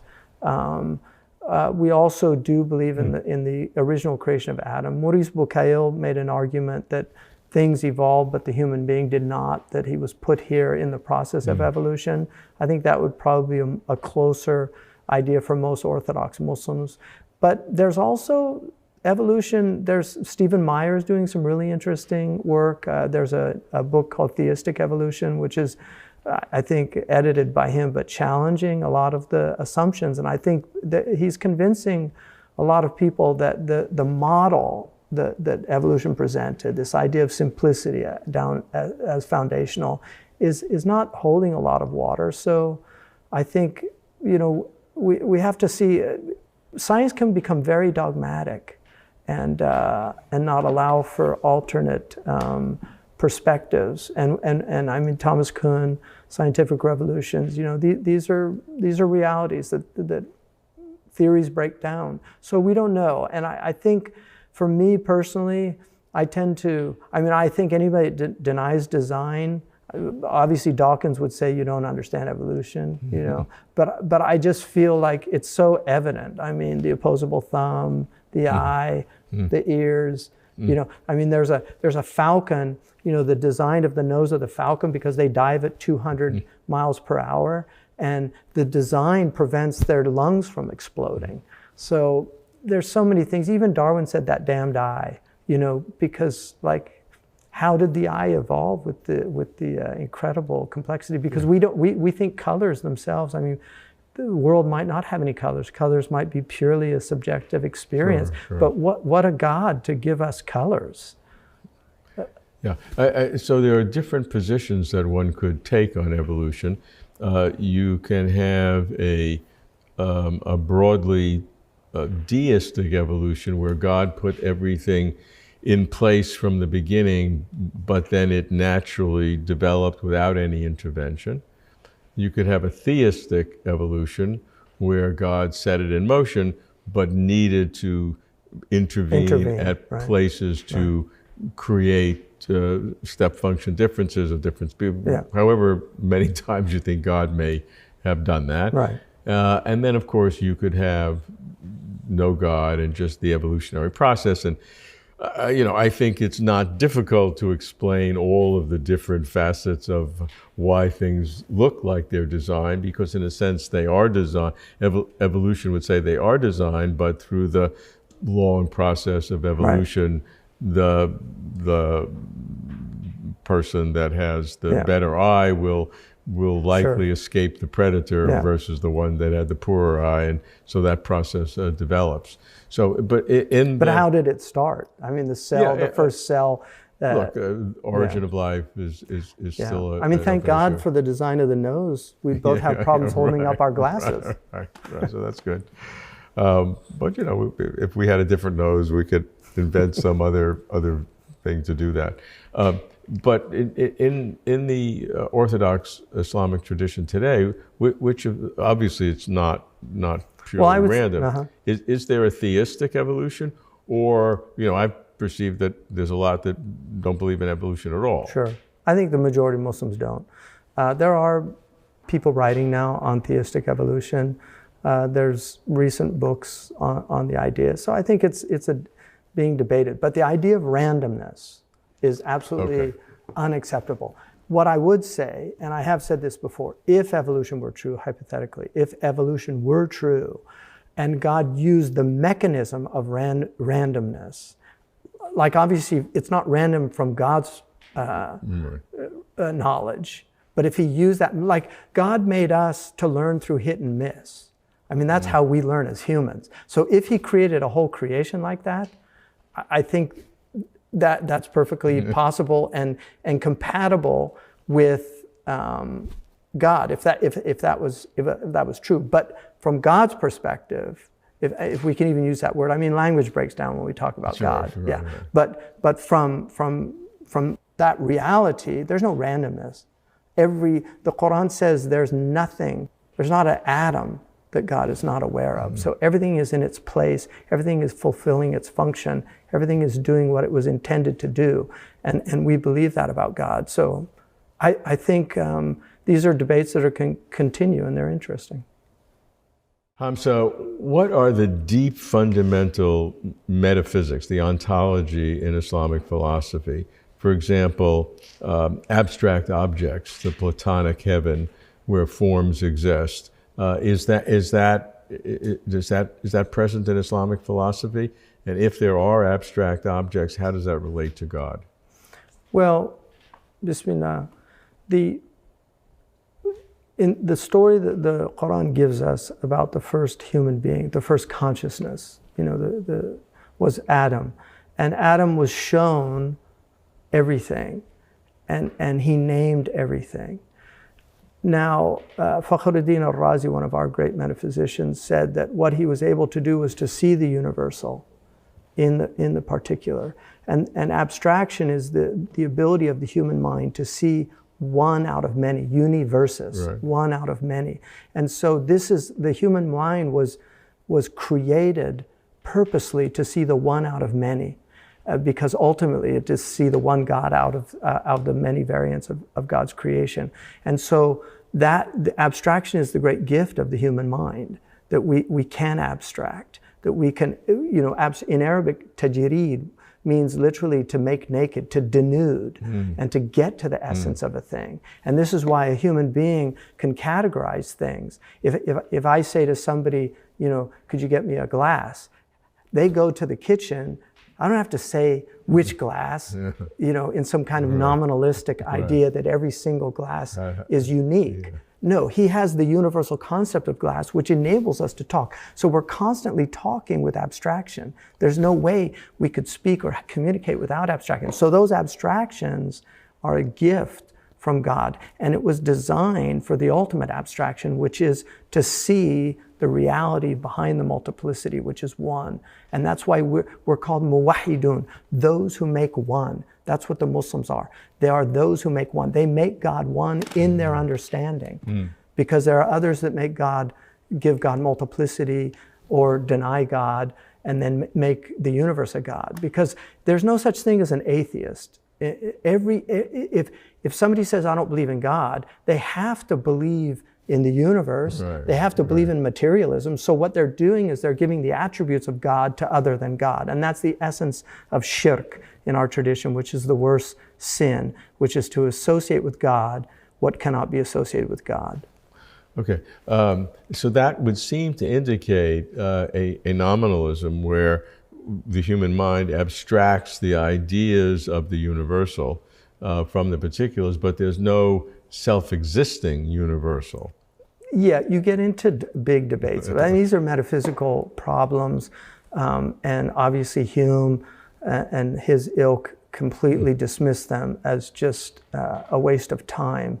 But there is an idea of what are called source forms or archetypes that everything is coming out of these source forms, and that's how we recognize them in this world. It's a very different way to conceptualize it. So there is this idea. Muslims tend to be realist in the traditional sense of that word, not the modern sense of it. So we're not idealists, not like Berkeley's idea of the world, where it's just a perception.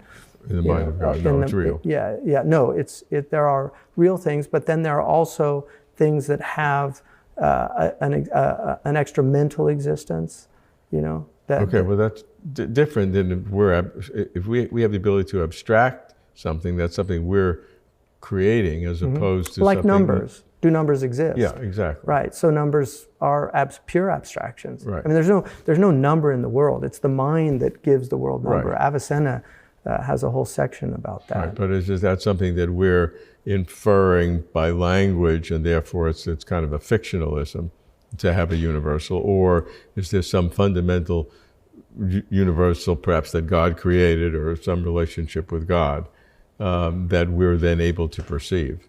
Yeah, and I think these are the debates that the metaphysicians have, and it's not a dogmatic view in the Islamic tradition, so there's no fixed dogmatism on that. How about the relationship between God and time, which to me is one of the deep probes of both time and God?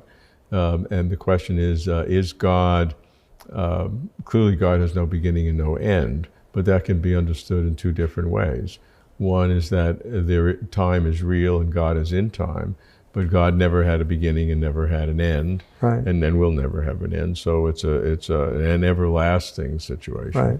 Or is God not in time? That time is something that God created and therefore is not in time, and has some sort of a changeless time out of not in existence, and is eternal in the sense of having no participation in time.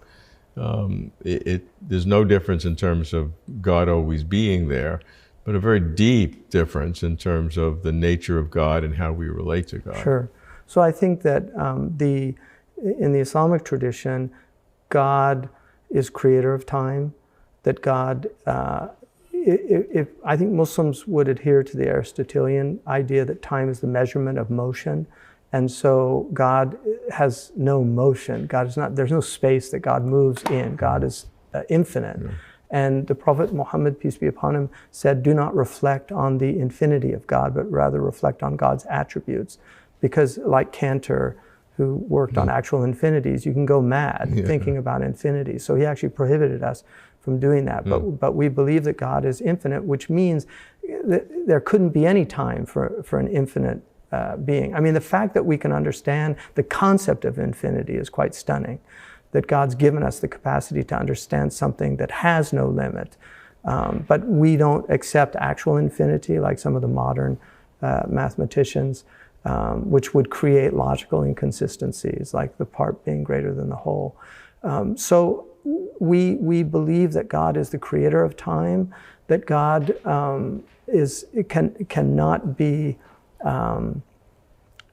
he cannot be contained by time. So time-space is a pure creation, and we're in it. And then there is an idea that we move out of time. So the last day is called the last day because there's no more reckoning of time. And after that, we move into God's sort of sphere of dimensional world. There's an understanding in our tradition, and the Latin scholastics have it, and I don't know if they got it from the Muslims. I have a suspicion that they did, but I might be wrong.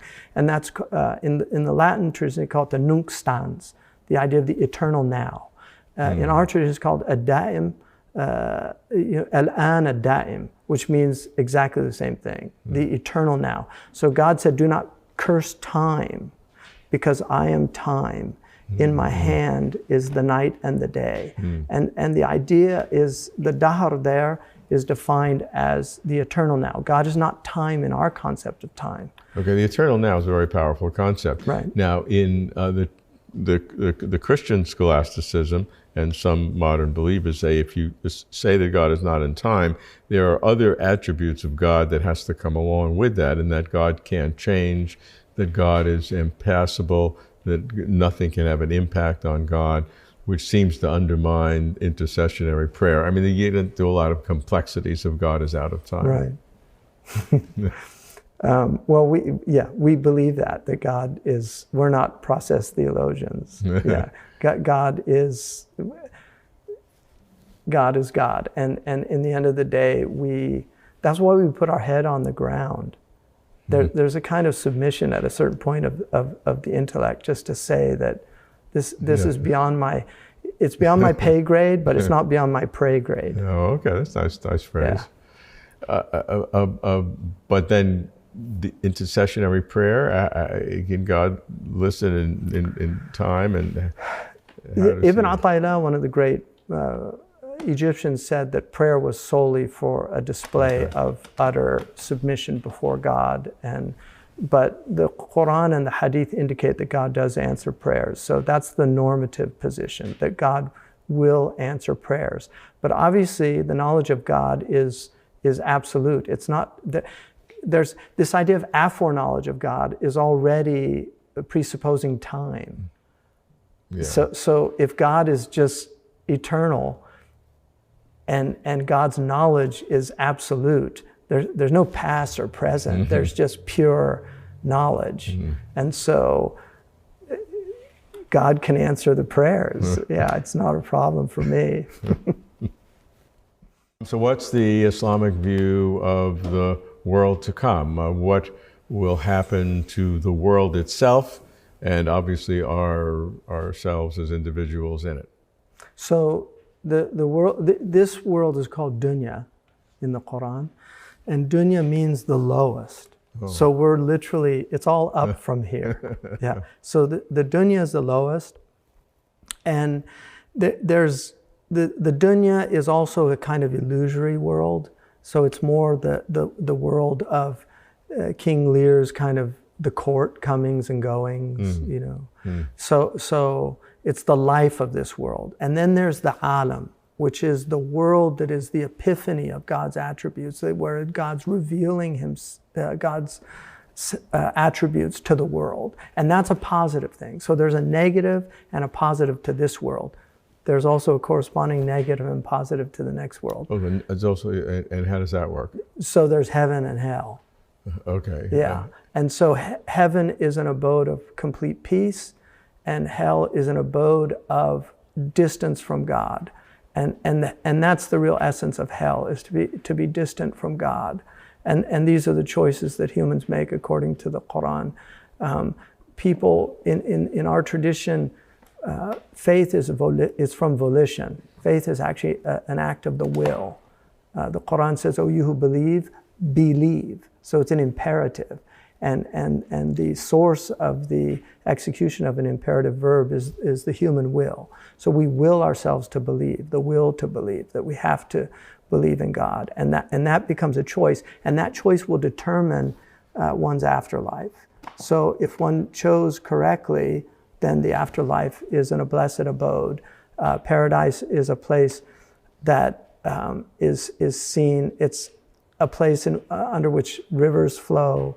There are rivers of milk and honey. But again, these are all approximations. Ibn Abbas, the great commentator on the Quran, who was a companion of the Prophet, peace be upon him, Ibn Abbas, may God have mercy on his soul, he said that all of the Quranic descriptions of the afterlife are approximations. They're just ways of us to get some glimpse of what the afterlife is. But we know that when the person enters into paradise, they repeat over and over peace. It's called the abode of peace. And so this is what everybody's seeking in the world. And that's peace. A permanent. It's permanent. That's right. That goes into eternity. Eternal. So the human soul is considered eternal. It has a beginning but no end. Okay, but is it still in time? Because no, then it's God is not time. In time. So the soul then enters into the same sphere that God is in outside of time after the judgment. It's paradise. It's pure presence. It's pure presence. It's the total experience in the present now. Yeah, and the highest is presence of God. So the highest is the beatific vision. Muslims believe in the beatific vision. Vision. Yes. So the Muslim approach is similar to the Catholic approach. Well, there's gradations of paradise, and there's gradations of hell. Just like there's gradations in this world. The Quran says the gradations of the next world are greater than the ones of this world. There are more. So, like, give me an order of magnitude. We're talking about 7, 8, or no. I think 10 trillion. Yeah, I think it's more like 10 trillion. I mean, okay. Well, that's good. But look, you're closer than I am, I think. So that's good. It's good to know the order of magnitude. Yeah. And so, and can you make transitions after that, or once you got one of your... No. You can make transitions, and that's why praying for the dead is so important here, because praying for the dead helps the dead. There's a beautiful poem by Martin Lings about praying for the dead, and he goes through each religion, how they all pray for the dead.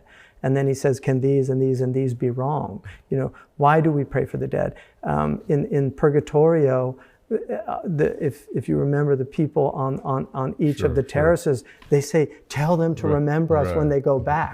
You know, they're begging him to have them pray because it will help them in their afterlife. So we do intercede for the dead, we pray for the dead. And that's why we say, peace be upon him, God have mercy on his soul.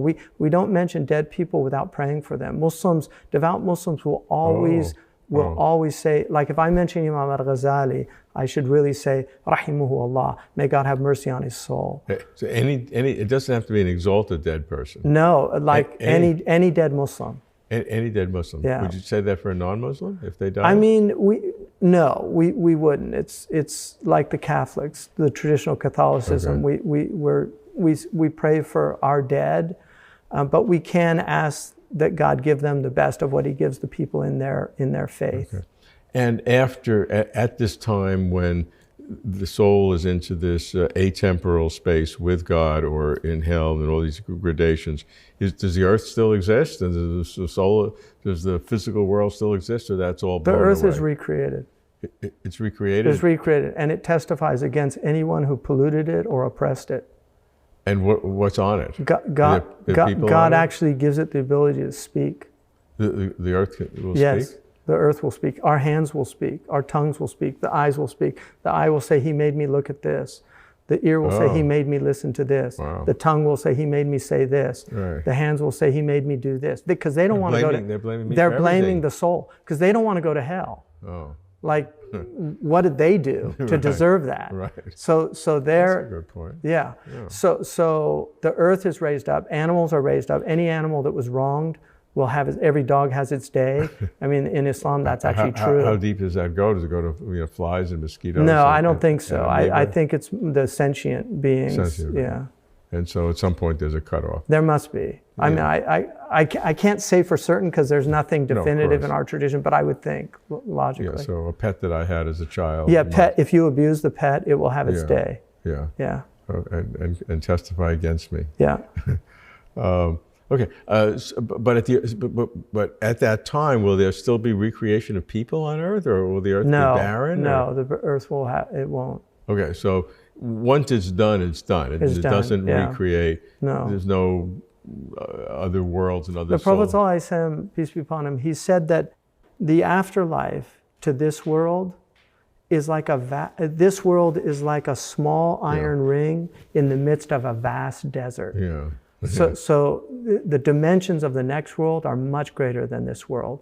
So this is called the mulk, which is God's dominion. But then above this, there's a dimension called the malakut, and then the jabarut, divine presence. So there's different dimensions. And when you say this world, you don't mean just this earth, you mean this whole everything, cosmos. The empirical world, the whole universe. This is all called a mulk. So like this heaven is called the heaven of the dunya. There are other heavens above it.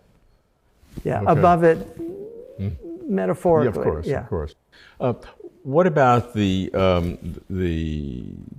current activities on this world in terms of an end time for this world? That's very prevalent in Jewish and Christian we have philosophy. A very strong eschatological. So what are there events that will occur that will lead to the ultimate? One of the things, I mean, the Hindus, it's actually similar to the Kali Yuga, this idea of the dark age, the last age. The Prophet predicted that children would be in utter rebellion against their parents, that fornication would become prevalent, that swearing would become prevalent. He said that foul language would become consistent. He said the Arabs would vie in building tall buildings. He said the goat herders would build skyscrapers. He said that the buildings in Mecca would reach the tops of the mountains.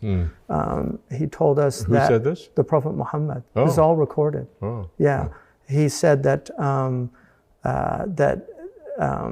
people would sell their souls for a paltry price of the dunya. And this has always been the case, but in the end, it's exacerbated by the numbers of people that do these things. He said religion would be on the wane and atheism would be on the wax. In fact, he said that the end of time won't come until there won't be anybody that says Allah, Allah, God, God on the earth. So in this world, the atheists will eventually be the dominant group. And what are some other signs, like the Mahdi? He said that the time would be speeded up. He said a year would be like a month would be like a week would be like a day, and a day would be like an hour. He said blessing would be taken out of people's lives. He said that obesity would become prevalent.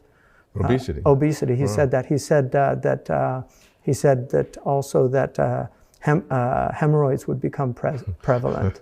Yeah. Okay. He said people wouldn't move. He said that people would bring their spouse close and distance their parents. He said that people would say rumors and they would immediately reach the ends of the earth. It's actual hadith. Wow. Yeah, he said they would say rumors and it would be, and he said that people would believe liars more than they would believe truthful people. He said trustworthy people would be deemed treacherous. Treacherous people would be deemed trustworthy. And then he said, and then he called a group the Rawabida in Arabic. He said, and the Rawabida would manifest. And they asked him, who are, they didn't know that word. And he said, insignificant people that would talk about global events. Like just, and then he said people would make money from talking. Does anybody set dates? Is there any tradition? You know, it's well known in religious tradition that it's always unwise to set a date. Yeah, right. So but people still do it. They do it, yeah. The famous one back in the 18th century, which was called the Great Disappointment. Yeah, right. Yeah. So basically the Prophet said that the signs will come near. So he said that there were lesser signs and then there were the great signs. So the great signs will be, he talked about sinkholes, that there would be many sinkholes in the world. He said that earthquakes would become prevalent. He said that, and then eventually he said that there would be smoke that covered the people's cities that would become like a torture, like an adab. And he said that the Antichrist would come. So the Muslims believe in an antichristic phenomenon called the Masih ad-Dajjal, which literally means the imposter Christ. And he's a world leader who comes at the end. The Prophet said that he will travel like a wind that leaves behind a cloud trail. So, and he said he'll visit every city in the world in 40 days. It's quite stunning. He said that he would have mountains of wheat. He could command the clouds to form and rain to fall. So he could just command the sky. So he'd have all these powers. And that's why the Muslims are told not to give any consideration towards the latter days of miracles, because there would be so many miracles in the latter days that traditional peoples would see as miracles that just become common experience for like talking to somebody on a. He also said that people would talk they would leave their families, and on their sides would be things that would enable them to talk to their families. It's a hadith. I'm not making this up. Wow. Yeah. And that's very similar to the Christian tradition, the Book of Revelation, and the Book of Revelations is his hadiths are very specific. The Book of Revelations is open to a lot of interpretation.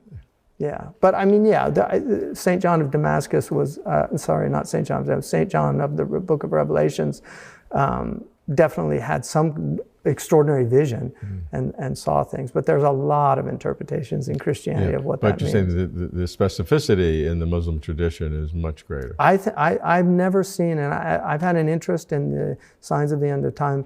I've never seen a tradition that has the remarkable number and the incredible detail that is given in the signs of the end of time. So if you were to tell me a secret that I promise not to tell anybody, do you have your own sense of when that might occur, or what generation, or how long? In our tradition, there's 3 last days.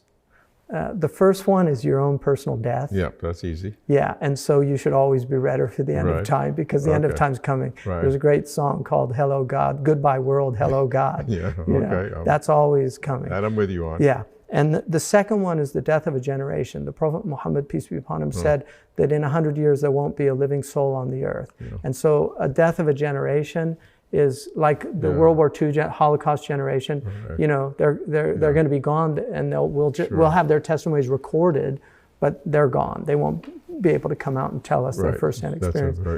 And then you have the end of time, the end of the age, which there's massive earth disruption. The Prophet ﷺ, the way it's described in the Quran, is going to be like one of these terrible apocalyptic films where everybody's running to and fro. Also, the Prophet said that people would run to and fro all over the world, and he said that the pen would become prevalent, which is very unusual for an illiterate society, because the Arabs were illiterate. But he said everybody would have pens. And so do Muslim scholars or speculators think that, you know, it could be our age, or the next 100 years, or 1,000 years, or a million years? Ibn Khaldun, the great historian, said that one of the faults of the Sufis is they always predict the end of time. It's never a good thing. But what we know is it's 1,400 years closer than it was when the Prophet told us it was near. Hamza, one of the things we hear about all the time in the common vernacular is get to know God. How do you know God? But from a philosophical point of view, so-called what's called theological anthropology, to really understand the process, what are the components of the pieces to answer that question in a philosophical manner? How can we know God? Right. So, Bismillah, the Islamic tradition recognizes 4 main vehicles to knowledge of God. One is pure reason. The other is the data of the senses that aid reason, and then experience, especially mystical experience, and finally revelation itself. So these are the fundamental means by which a human being can come to know God. So the idea, pure reason would be the a priori knowledge that we begin to explore. For instance, we ask the question, why is there something, rather than... I've heard of that question. Yeah, nothing. That's a big one. And then also time itself, the concept of time, movement, change, all of these things. Also in metaphysics, the really big questions of the one and the many. You know, the idea of the being itself, because being is something that we live in, like the fish that might not be aware of the water. Right. You know, so many of us don't really contemplate being itself, and so metaphysics becomes the examination of being itself, not particularized being, but the very phenomenon of being itself. And then, is there something beyond being?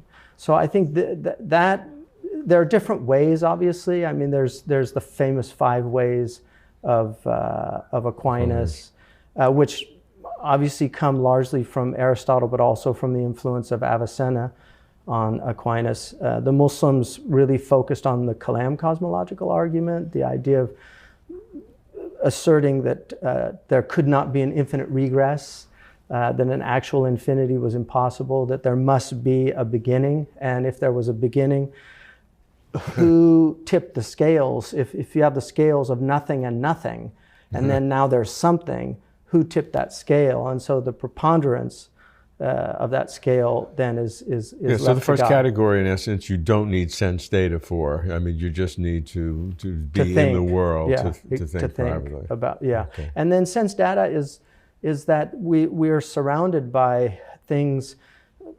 There's clearly design in the world. I mean, evolution has an explanation for that, which challenges many believers, but essentially we can see that there is design.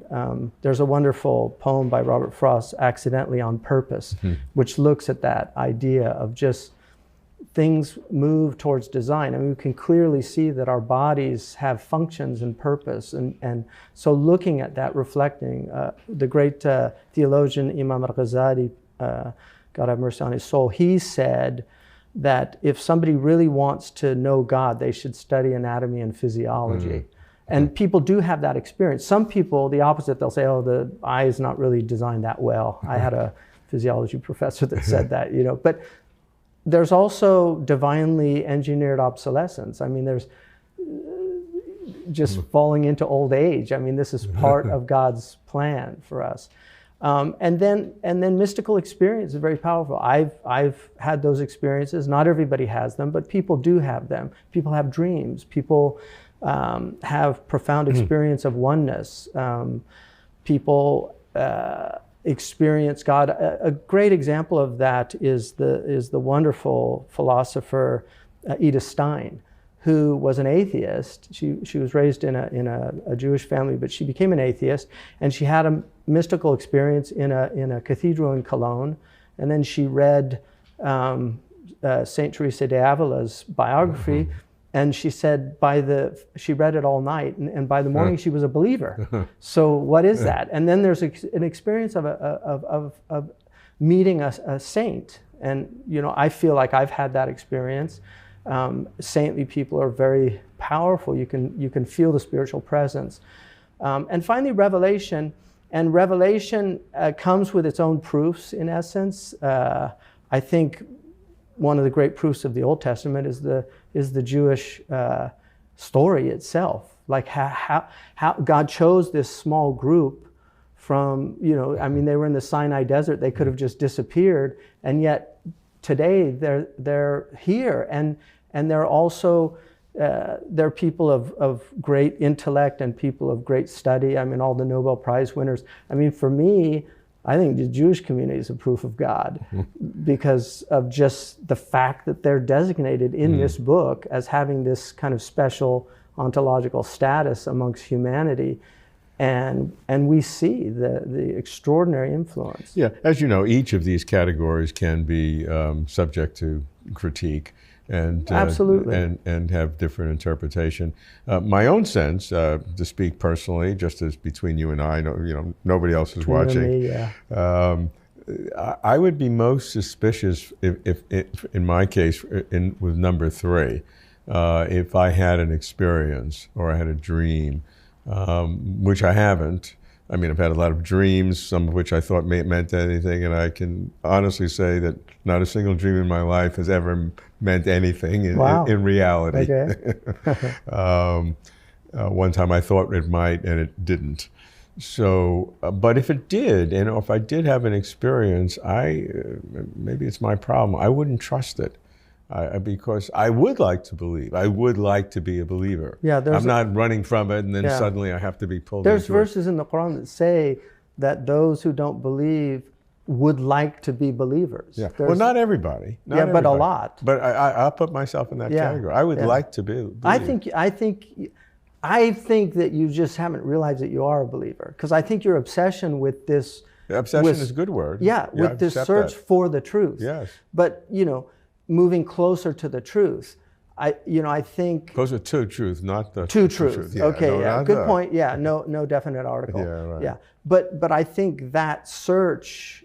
One of the things that Imam al-Ghazali says, that if a man is sincerely seeking the truth and doesn't achieve it before his death, yes, that is actually a serious consideration. Oh, good. Yeah, good. yeah. So I have a chance. So I think so. Okay. Yeah, well, I hope so. If not, I hope you'll help me. No, I hope so.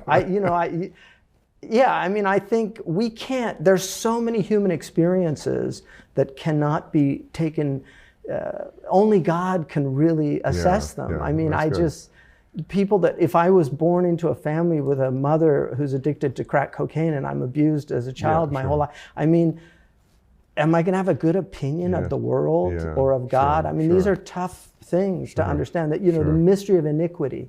It's a great mystery. Yeah. So anyway, as I said, I would like to believe. I wouldn't trust my own feelings, but you know, we'll see. And there's a lot of delusional people. Imam al-Ghazali says some of the most delusional people are the mystics. Like, so he actually says that. Yeah, that's good. That's good. So, you know, all four reasons are good. The caution is good, and the extra caution about, you know, self-delusion, and maybe I'm super sensitive to that because of my desire. Well, I think fallibilism is extremely important for a believer. I think it's absolutely essential that we have a fallibilist perspective, that I think I'm right, but I could be wrong. Hamza, in the early days of Closer to Truth, I had the privilege to spend really 2 days with Alvin Flanagan.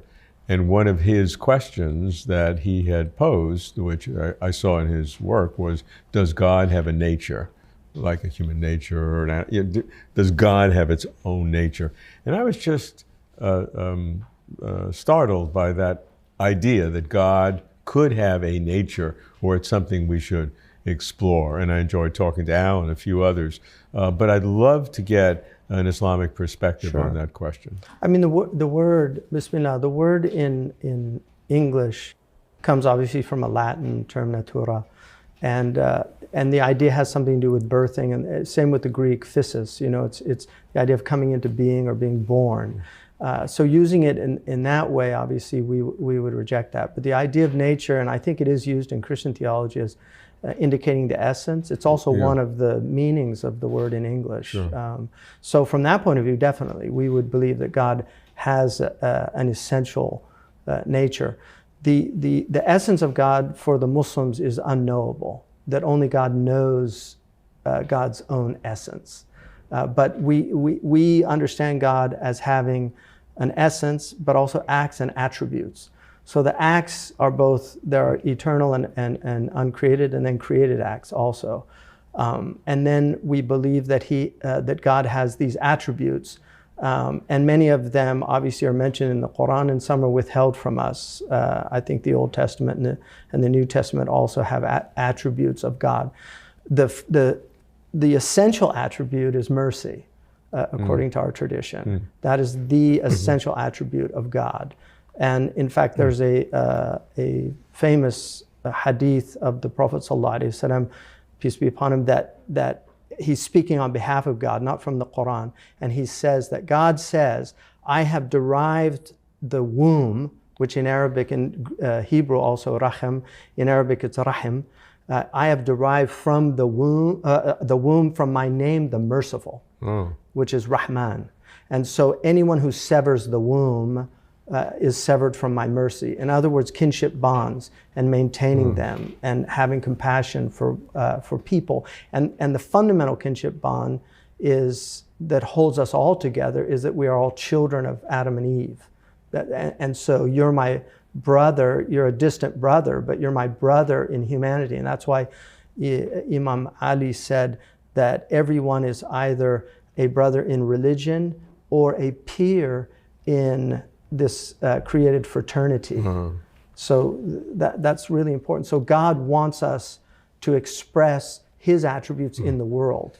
And so like showing mercy. But there's also the attribute of vengeance, that God does take vengeance for wrongs that are done that are not repented of. And so that's part of God's nature also, is that God takes revenge. And so God is a majestic creator, but he's also a beautiful creator. And these aren't mutually contradictory. The primary word you use is merciful as the primary essence. I think in Christian philosophy it would probably be love. Love, yeah, and how do those articulate? Obviously they do articulate together, but to privilege mercy over love, what does that connote? Well, I think, yeah, mercy is, I mean, one of the meanings of it, if you look in Latin, is the idea of grace has the same root meaning. Yeah. And so it's really about grace. Mercy is showing, it's obviously, I think it emanates out of, it has to emanate out of a kind of love. I mean, God has a love for his creation, which is universal, and then there's a specific love, the love of the righteous. So there are many verses in the Quran, God does not love the wrongdoers. That's in the specific love of God. But creation itself is obviously, I mean, God loved his creation. Yeah, and there are arguments, some philosophers said that God had no choice but to create. It wasn't like God had to make a decision, but God was sort of, I don't know if forced is the right word, but it was the only way it could be, is that God created. Yeah, we wouldn't accept that, because there's nothing that compels God outside of himself. But the effulgence, this idea of what's called fadl, the bounty of God, that it's part of God's nature to express that bounty. The reason when I first heard Plantinga's idea about God having a nature, it just seemed to, I don't know, lower God, and the idea of God being beyond being, and you can't even use any characterization of God, and nature seemed to undercut that in some way. Yeah. But I guess, I got used to it. I mean, well, also, I mean, language is, when we talk about God, we're ultimately stuck with human language. For instance, just gendering. Like, Muslims do not believe God has a gender, and yet in the English language, we're tend to forced to use one of two genders. And it makes it. It would just make it impersonal. Yeah, and it is for something that doesn't have reason. So it would be that'd be it would be unacceptable, inappropriate. What I try to do is try to use the word God, double God. So if I had to say, if God wanted to do something, then God, rather than that's what I try to do. I'm trying to get out of gendered language, but it's not easy. No, and it's slightly awkward English. Yeah, it is awkward English. And Dr. Thomas Cleary translated the Quran without any gender with God, and I think he did a really extraordinary job. That's good. Yeah. Hamza, there are many questions we can ask about God, and one of the most profound to me is God necessary? Now, we're using the word necessary in its philosophical sense, not in its common connotation, because commonly we say, sure, God's necessary, there wouldn't be a world, we need God. That's not what it means. It means is to the degree that under different structures or different states of affairs of all reality, is there a possibility God could not exist? And certainly from the Judeo-Christian tradition, the classical one, that God is necessary. But what do we mean by necessary? Because I can conceive of the universe coming into being, or being existing without coming into being, without a God. So I don't see how God is logically necessary the way a married bachelor is impossible. So it is necessary that a married bachelor does not exist. That's necessary because it's a direct contradiction in terms of definition. But I can conceive of a world where God is not needed. So God does not seem to be logically necessary. What's the Islamic tradition on the necessity of God? Well, Bismillah, I think that first of all, the idea of the necessity of God comes from a Muslim philosopher, which was Avicenna. And his argument was the argument from contingency, this idea that if you have a contingent world, meaning a possible world, because we could have many, many possible worlds. We could have a world where we were simply blobs that lived in glass bottles and were always existent. We can conceive of amazing things. Or everything in the entire history of the world is exactly the same, except that when I put my finger here versus I put my finger here, that's two different worlds. Right. Everything else is exactly the same. And so there's literally infinity of infinities of kinds of contingent worlds. Exactly. So that's for and sure. so here we are in this contingent world, Right. and the idea is that the principle there then of sufficient reason asks for an explanation that makes some kind of sense to a contingent world. Avicenna's solution to that was there must be then a necessary being that has aseity, this idea that there's no explanation for that reality's existence. Aseity meaning that the entity in itself has all the requirements for existing. Self-sustaining, does not need anything, is incomplete. One of our definitions of God is the one that is independent of all things, and yet all things are dependent upon that God. And the essence is existence. Essence is the existence. Is not a predicate that explains it. Exactly, because then it would come out, the accidents or the attributes then would come out of the essence, and then you get into all these theological problems. So that is essentially, I think, the traditional view, but conceivability is one of the phenomena of the human mind. I mean, the fact that we can conceive of all these things. Now, the question is, again, it begs the question, your question, of the definition, because we can talk about God. Einstein had a vision of God, but it certainly isn't the God of the theologians. Spinoza, many people have had. So if we're talking about the God of Revelation, if we're talking about the God of Abraham, that is a personal God. That's a God that's actively engaged with the creation. And so that, I think, a lot of people will debate about. But I think most people, our belief is that there is a kind of principial nature. In the Quran, it's called fitra, that people, let me give you an example.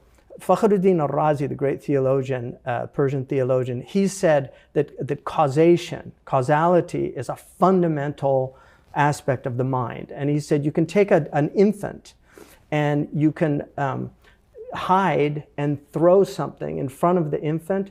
The infant will not assume it popped into existence. It will literally walk around to find the source. And he says causation is a fundamental desire of the human being. And so that is essentially what metaphysics is. It's trying to get to the first cause. Like, where did this all begin? So Aristotle has, his argument from motion, but that's a philosophical God. That's not the God of revelation. That's not the God of creation ex nihilo. That's the God that is the first mover who's connected with creation as a cause and effect connection that can't be parted. And so the universe exists forever alongside God. So Avicenna, there's debates about in the Muslim tradition, but Imam al-Ghazali completely rejected that idea. And so Muslims believe in creation ex nihilo. So the ground of being, where does that come from? And what's sustaining this? There's a verse in the Quran that says God is witnessing all things.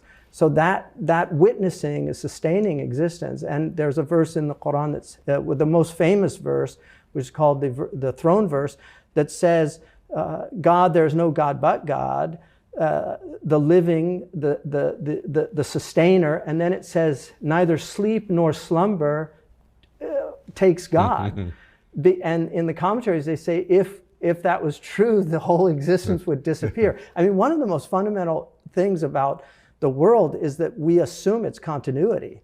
Like, we get up in the morning, I planned to come here to talk to you last night. I didn't, but really, if we believe it just popped into existence randomly, so we have to conceive that it could just pop out of existence. I mean, the alternative is that it always was. Bertrand Russell in his famous debate with Copleston. Copleston eloquently put forth the arguments you and I probably agree with, and in a much better way than I could ever do. A brilliant man. And Russell got up and said, the universe just is, and that's all, and sat down. That's to me, that's a very glib answer. First of all, that was probably during the time Fred Hoyle's steady state theory was still very much active. That's no longer true. I mean, and then you have, okay, so we had the Big Bang, and then it's the big crunch, and then it starts again. But then you have an actual infinity. I mean, in the end, I really believe we're just making choices. And I choose, to me, you cannot convince me that there's not an intelligence behind this. I just can't believe it. And we're not debating that at this point. What we're debating is the source behind that, which given this conversation I'll give you is God. What is the necessity of that God? Is it this absolute logical necessity? As they say, in every possible world that we can conceive of, there's no way we can conceive of a world without God, which would make it logically impossible. And I can conceive of a world without God. Yeah, exactly. It's because you have the ability to conceive all possible things, in your all contingent things. But I would say that this creation is always going to compel us to ask that question. Okay. And I believe that the prophets, I mean, one of the most interesting things about the prophets is they don't contradict one another. They really do say the same, especially the Abrahamic prophets continually say, there's a God, he's going to judge you, and you better behave. Right. And I mean, every PhD disagrees with the previous guy, his mentor. Aristotle disagrees with Plato. Philosophers are always disagreeing with their mentors. But these prophets are very consistent, and they told us the universe had a beginning. Nobody believed that at the time. They just thought it was always here. Now we actually do believe that it had a beginning. And they told us it has an end. I mean, I think that's a very compelling argument. But one of the things about God is he has left it. He has not given us a criminal a type of evidence. It's not beyond a reasonable doubt. He has made it clear and compelling evidence. And I think for the principle of sufficient reason, the most clear and compelling argument is that there is a God behind creation. And if that's the case, I would give you just three categories. I'm sure there are many others. That God's existence, God's own existence and God's own self can be at the most extreme logically forced, and there's no other logical aspect. It can be some kind of metaphysical, which is not quite at the level of logic, or it could be just factual, which is a nice way of saying brute fact. You know, it just is. Not that we don't know. It's not an epistemological question. It's an ontological fact that God just is, and there is no metaphysical or logical reason for it. It's just a brute fact. It's the ultimate brute fact. I mean, those are three possibilities. Yeah. Most philosophers who are believers that I've met, and again, in the Christian tradition, desperately want it to be a higher level of necessity. So they want it to be logical and don't like it to be a brute fact, factual necessity, even though it's still a necessity, even though there's still God. I don't know, because I want it to be right. I don't want it to just be making God more than God really is. Yeah, that's a very interesting point, because ultimately God is more than anything that we can conceive of God being. I think that's the answer we have to accept. Yeah. Again, we Muslims put our head on the ground. There's just a submission. So the question of whether God exists has always haunted me, and it's something that's very personal. And one of the ways that I get at that question is not to go through all the proofs or disproofs. I mean, that gets pretty boring after a time. You go it over again. But rather to assume God exists and then ask, what are the kinds of traits that God would have? And then look at those traits, and are they coherent? Do they make sense? Is that possible? And that can reflect on whether God exists. Now, one of the classical traits of God that you read about that is accepted today to some degree, but was highlighted during the high flourishing in the Middle Ages, is that God is simple. Right. And simple means that God has no parts, and that every one of God's characteristics are not not the way they sound, but in reality are the same. So God's power, omnipotence, and God's knowledge, omniscience, are actually the same thing. Right. And we just have to separate them. Because does that make coherent sense, that God is simple, that everything about God is really the same thing, that we have to disaggregate in our mind because we can't understand it, but in ultimate reality, they are the same. Right. So, Bismillah, I think one of the most difficult things is this area, talking about the attributes of God and the essence of God. And so in the Mu'tazilite tradition, they were the same, and the Catholics actually took that, this idea that the essence and the attributes, Right. there's no distinction. The mainstream Orthodox Muslims did make a distinction between the essence and the attributes, but not in any way that would infer composition. And so it becomes very, very, they actually call it daqiq al-kalam, which means the very subtle theology that becomes difficult to articulate well because of the dangers of misunderstanding in it. So when we say simple, obviously, God cannot be a composite. Because one, that would end up with a kind of actual infinity, parts being greater than the wholes if it's infinite. And where the parts come from. Right, where the parts come from. And then space, the idea of being somehow the part is contained in some kind of space. So what's interesting is that the Christians also believe that God is simple. A lot of people don't know that because they think of the personas, right? The persons, the three persons of God the Father, God the Son, and the Holy Ghost. Or the Holy Spirit. But Aquinas is very clear on the simplicity of God, that God does not have any composite. And so it's interesting that he chose the word persona in the scholastic tradition, which means mask. It's something. So Meister Eckhart argues that the Godhead is absolute simple infinity. So I think the word simple is a problematic word too because of what it evokes so it has a connotation to it. Yeah. Sure, of course. But yeah, we say he's غير مركب, that there's no parts, nor are there different persons. The hypostasis is denied in the Islamic tradition, the idea of a trinity. And the Jewish tradition. And the Jewish tradition, yeah. I mean, the Jewish theologians and the Muslim theologians really were in concert on a lot of things. And in fact, George Kohler, the Jewish theologian who ran the Boston Seminary, said that the Christians were only half proselytes of the Noahidic tradition, whereas the Muslims were full proselytes, preparing the world for the coming of the Messiah. And that was the classical Jewish position. Yeah, that's right. Yeah, that's right. In the Christian tradition today, I would say the majority of serious Christian philosophers reject the idea that God was simple as a scholastic tradition. There are a few traditionalists who maintain that.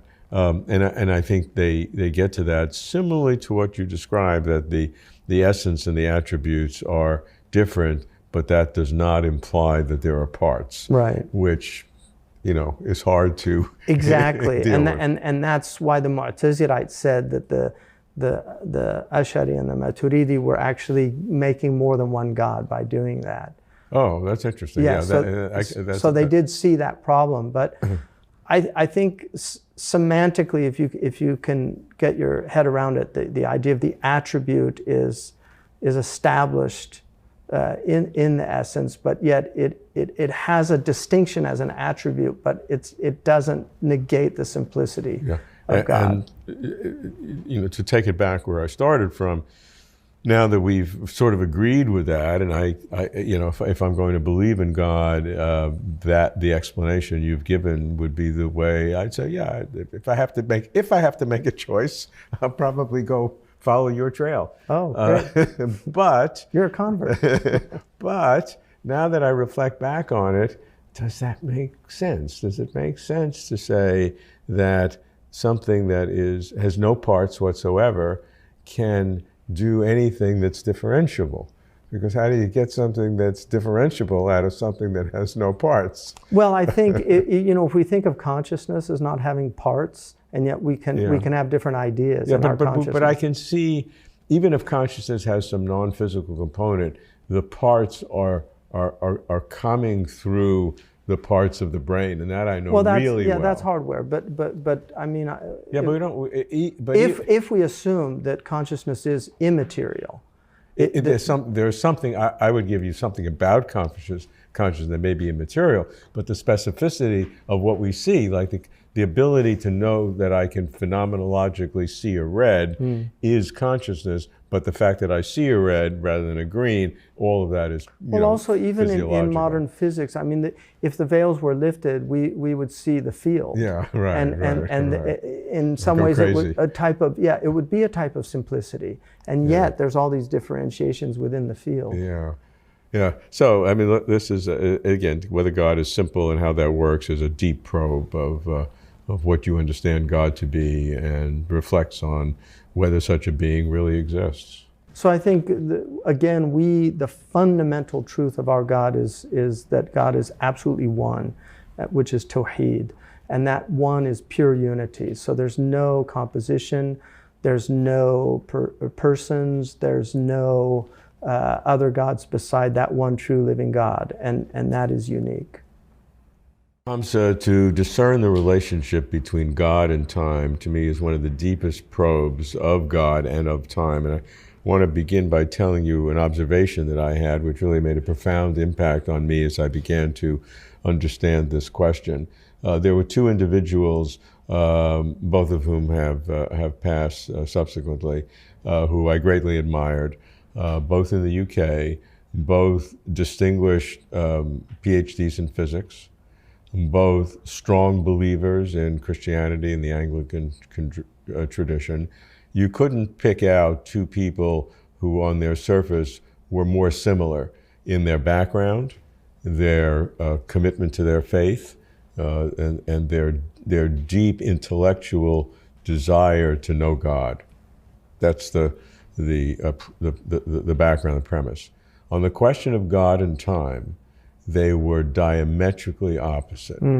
One believed that God was not in time, was timeless, and so existed totally outside of time.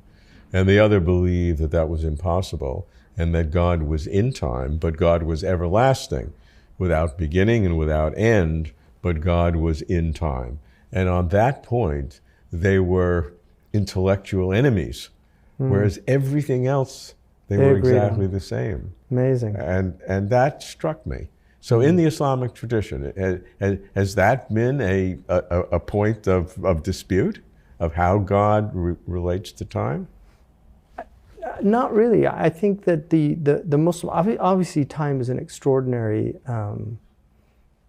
experience. We're all experiencing it. We're in it, and it's movement, and it's the measure of movement, and creation is constantly changing, and yet has this extraordinary sameness, like the fact that Central Park is Central Park. It goes through its seasons. We walk through it. That statue's there, and yet time, those statues, are getting older, and things begin to fade, and buildings need renovation. So change is happening all around us. God does not change. There's nothing.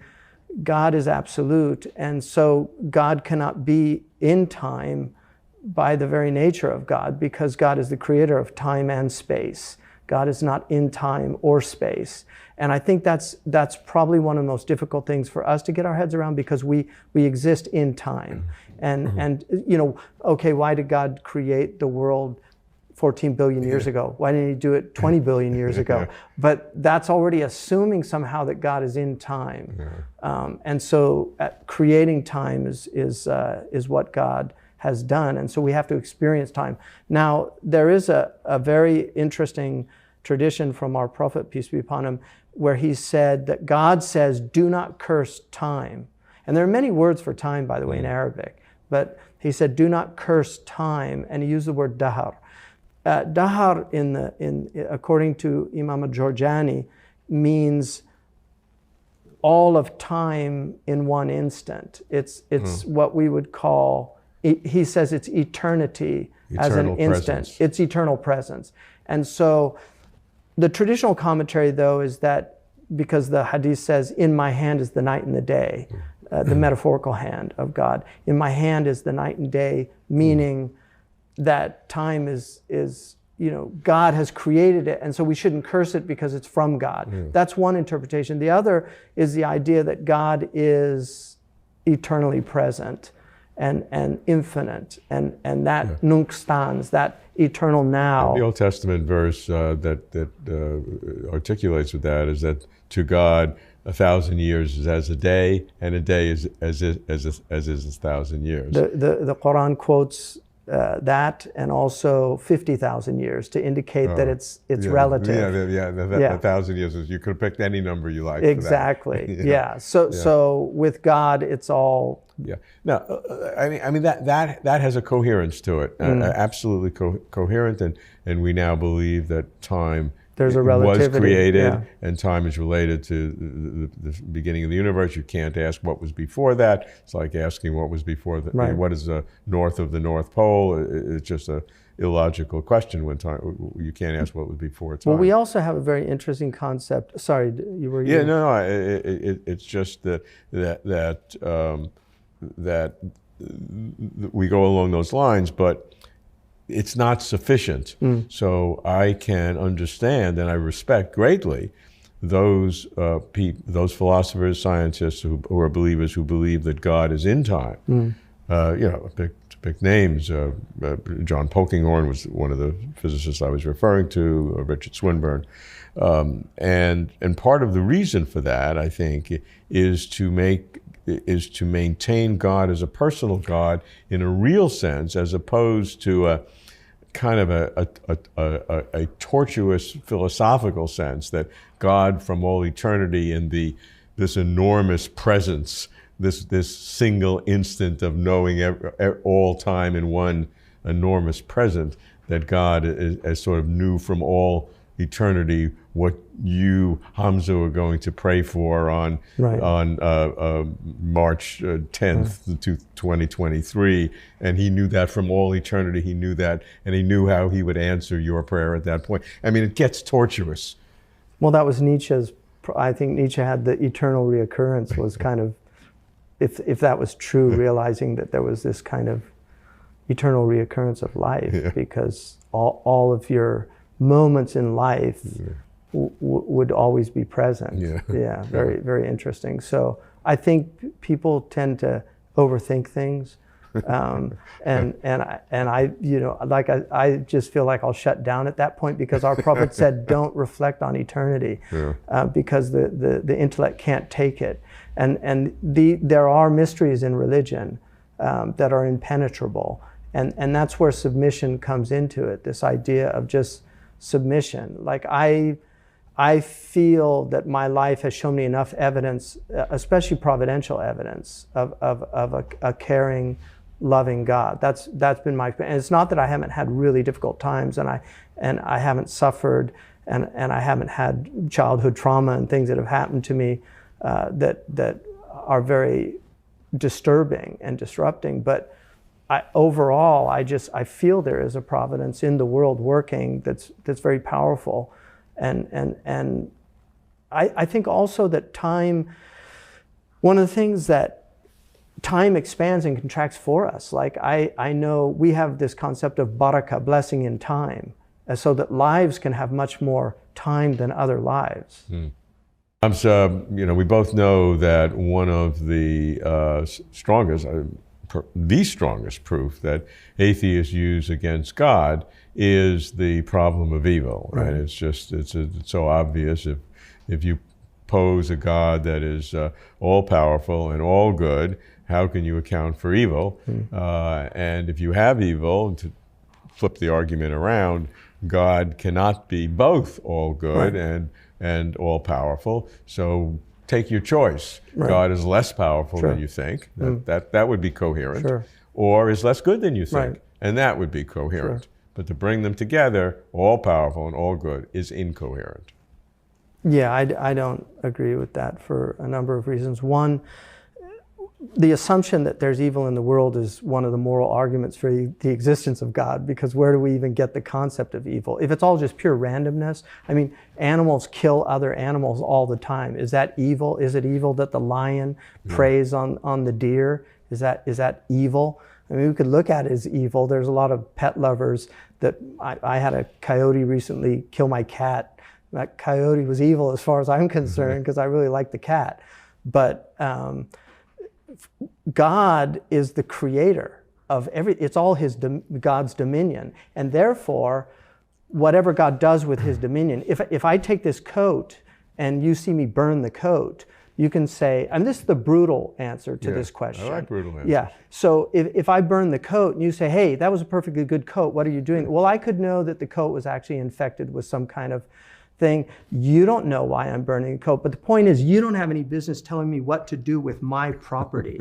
So if the whole world is God's dominion, we have no business questioning God. Well, one of the verses in the Quran is, God will not be asked about what God does, but you will be asked about what you do. Now that's quite brutal, but on the other hand, it's not an equal relationship. It's not an equal relationship. And so for us to kind of put this valence on God, hey, that's evil what you did. You allowed Hitler to rise and kill millions of people. That's evil what you did. You allowed Putin to invade Ukraine. We can say that, but at the same time, we have moral agency. And God has given us moral agency. And so I think just as we can say, where is God? God can ask us, where were you? Like, where were you? Because as Burke said, for evil to flourish, it just takes good men to do nothing. Yeah. And so there's a lot of truth to that. I mean, we have people all over the world that just don't seem to be bothered. I mean, I walk around. Yesterday, I went just to get a blanket for a homeless person because it's really hard for me just to walk by somebody I see shivering and not do something about it. But what happens when we live in a cynical world where people just assume these things are normal? Because they're not. Something's deeply wrong. And so I think, religion, I don't think people realize the good that religion does. And then the other thing about evil, if you look at Dostoevsky, Dostoevsky gives us the best argument for the problem of evil in Ivan, about children, what did they do to deserve the horrors? Because we know there's children being trafficked right now. We know there's massive child pornography online. I mean, apparently these people in Scotland Yard, they can't even last in those units very long because it's so traumatic. Mm-hmm. The people in Philippines doing the PTSD, they get PTSD from taking things down from YouTube because there's so much traumatic material. So there's a lot of really creepy stuff and evil stuff on the planet. But at the same time, we have to understand that we have moral responsibility as human beings, and God has given us a free will to do that. And so I feel that this idea of evil, what Ivan ends up committing suicide, just going kind of mad, right? And then, or rather going mad. And then Ilyosha and Father Zosima are his representatives of the tradition of believing in God and acting accordingly. And in the end, it's, Hara Karamazov when he reunites all these little children. So he had great concern about the problem of evil. Another example is Henri de Lubac, who uses Nietzsche and Dostoevsky as the two quote-unquote prophets of the modern age, and he shows how one gives us an example of coming to terms with the evil in the world by believing in God and working to reduce that, mitigate it, and the other is Nietzsche, who tells us we have to become gods. Look, I appreciate that, but let's look at it from God's perspective. The Muslim tradition, and I assume you believe, that God created the universe and had a conscious knowledge of and knows everything what the universe will be. So I think, therefore, in the simple syllogism, you believe that when God created the universe, God knew the extent of evil that would exist. Right. Is that that's fair? Absolutely true. Yeah. And therefore, God was happy, quote unquote, to create a world that had all that evil. Well, I think to fulfill the purpose, because Helen Keller once said the world is filled with sorrows and travails, but don't forget it's filled with the overcoming of sorrows and travails. I think there's more people. Every mother that takes her child to the breast, every mother that gets up with that cry in the night, every man that goes out, and risks his life, to save people, the fireman who goes into the building. I mean, all these things are happening all over the world. And I think it has to be 51-49. There has to be more good than evil. I don't think God would sustain a world that had more evil than good. So I'm just on the side of good, and that's where I want to reside. Yeah, and certainly that's legitimate, but the question is, why is there the 49? I mean, could you create a world? Could God have created a world? God had a choice in creating God worlds. did create a world without evil. It's called paradise. Yeah, but didn't put us in there. Right? Not yet. Not yet. Right. Yeah, but that's the patience here, and the gratitude and the virtue of participation in being, and couldn't put us in right away. Well, and avoid the. Then we wouldn't have known. We would just be there. We wouldn't have known what. I mean, one of the things about human beings is the incredible ingratitude that human beings display. And one of the things in the Quran, the devil swears an oath, I will lead them all astray except your sincere servants. And you will see that the majority of them are not grateful. And so there's this desire to remove gratitude from the human being. Like, I feel grateful. I genuinely feel grateful. And I always wonder about atheists. Like, how, you know, if you had the sunrise or the sunset once a year, every human being would go out there to watch it every year. It would be this amazing display. One of the reasons but people see it every day and it's no big deal. One of the reasons I believe that there's so much atheism in the modern world is that artificial light has just completely obliterated the heavens. When I lived in the Sahara, many nights I was in tears just looking at the stars. You know, and the Bible reminds us that the heavens declare your glory. You see those stars, and Plato said that God put the order of the stars in the heavens so that we might see them, reflect on them, and desire to bring that order down, as above, so below. So I just feel like people, if they would wake up to reality, if they would wake up to reality. I mean, I don't think we do enough as even with all the evil in the world. Yeah, it's horrible, and I think I could make a great argument for why religion's horrible. I think I could make a great argument for that. I could help you with that. Yeah. So, but I could make an argument that without religion, it's a lot more horrible. Hamza, of all the Christian philosophers that I have spoken to, all but one, to my recollection, would vehemently fight with me when I would say, is God all-powerful? Is God all-knowledgeable? Is there evil in the world? Yes, yes, yes, you believe in God. Then God created evil. I mean, I'm trying to be a very simple approach to it. And I'd get fights back and never make any progress. There was one who was different from that, who said that there's no way to get out of that God created evil, and went through the process. Right. I really don't know the Islamic view of whether God created evil. Bismillah. So Muslims believe that there's something called the qadar, which is traditionally translated as fate, destiny, but the root meaning of it is the idea of measuring something out. So there's an idea that God has measured everything out. He's given us enough rope to save us or hang us. And so moral evil is a result of the sinfulness of human beings. So what comes from that? And there's also an understanding that a lot of natural evils are either one of two things, that God is, there's a punishment that could be involved. It's not for us to decide, but it could be a punishment, or it could be an elevation in rank, and to take martyrs amongst them. For instance, our Prophet said that anybody that dies from a house collapsing on him is a martyr. It's a martyr's death, so they go straight to heaven. So all the people that died in the earthquake by their houses collapsing on them, they're considered martyrs. And also dying of sudden death is a martyr's death, like in a car accident, falling from your animal. Dying from like a stomach cancer or something like that is a martyr's death. So there are many deaths, the Prophet said, that are martyr's deaths because of the intensity of the death, and also the lack of time that sometimes that people have to make amends and do these things. So I think we believe that God created everything, but we don't attribute evil to God as a kind of just appropriateness. So we have a formula that the Prophet gave us that said all of good is in your presence and evil is not attributed to you. But we believe that evil is part of God's creation.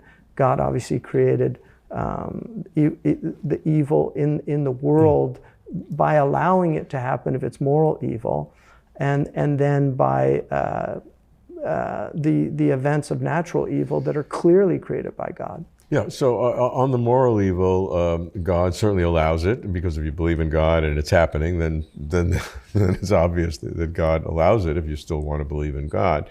But you roll it back to say, when God created the universe, did God know that evil would occur? Absolutely.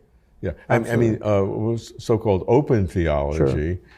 In the Christian tradition, modern today, not mainstream, but not insignificant, would say that the future is open and God is omniscient, that God knows everything that can be known, right. But the future cannot be known because it hasn't occurred yet. Right. So we're not undercutting God's omniscience, because we're saying that, like, can God lift a rock that's too heavy to logical inconsistency. Yeah, logical inconsistency. So there's no undermining of God with a logical inconsistency. So they say the future is a logical inconsistency to know. So that's a coherent explanation. Right. It may not be satisfying to you, but it's a lot, or to anyone. But it's a logical consideration. Well, there's a famous saint in Turkey who had his students, and he wanted to appoint somebody to follow him. So he asked all his students to reflect that night on what they would remove from the world if they could. And so the next day he comes, and the first one says, "I'd get rid of murder because it's the worst thing." And the next one says, "I'd get rid of alcohol because it's the source of so much evil. I'd get rid of adultery. I'd get rid of..." They all giving their things they'd take out of the world. And it got to the saint Markaz Effendi, and he said, "I would not take anything out of a world that God created for its purposes." And so that's just, I think, a very Muslim view of things, that there are wisdoms and God knows why. And there's a theodicy of the grand scheme of things, right? That we just don't know. But God does bring good out of evil, and then evil serves its purposes in that people rise up and oppose it, that people bear the burdens of oppression and still maintain faith in God. There's a wonderful, it's not a true hadith, but I like it anyway, that says anybody who reaches 80 years of age still believing in God is forgiven. So I got a couple to go, so I'm almost there. Yeah, but I think the idea, if you live long enough, you're going to see a lot of very troubling things. That's a great one. I like that. Yeah, even if it's not true, if it's not a real one, but I'll quote you. Yeah, no, that's very good. But the overarching point, though, is that either God knew or didn't know the amount of evil in the world when God created the universe. I mean, and once you reach that nodal point, you have to make a choice. Yeah, and one of the things that I find really interesting, like I've been in a lot of places in the world, and the people I've seen that suffer the most often have the most profound belief in God. And the people that sit around with their kind of wine, cheese, and crackers discussing evil, and why I don't believe in God, they actually very often have wonderful lives. And so there's kind of an irony in that. Yeah, that is true. That is true. I'm not sure that gives an answer to the question. Yeah. I mean, it's kind of a sociological observation. Yeah, and it's fair. It's a fair one. I just think that there needs to be a coherent approach to God. I mean, if I'm going to believe in God, then we need to have a coherent approach, and to shirk from the idea that God is omnipotent and omniscient, and yet distinguish, and yet the evil is something that God has allowed in order for us to have free will, with the free will defense, the theodicy of free will. That's a classic defense in terms of we needed that. And that only deals with moral evil. It doesn't deal with natural evil. Exactly. And it doesn't deal that effectively with moral evil Yeah, because now we have sociologists. I mean, that's one of the things Dostoevsky points out, is that the time is coming when they'll tell us there is no crime. Yeah. Because the sociologists are going to say, well, the reason they did this is, so there's kind of a hard determinism that says, oh, that criminal couldn't have done anything else given the life that he was given. Yeah. So there are those arguments. And again, I personally believe there's compelling arguments on both sides, and you have to make your choice. I've chosen the side of God, and other people chose the side of either nothingness, randomness, or the side of the devil. Well, I hope I'm not in the latter category. It doesn't seem like that, but yeah, seem like a mensch.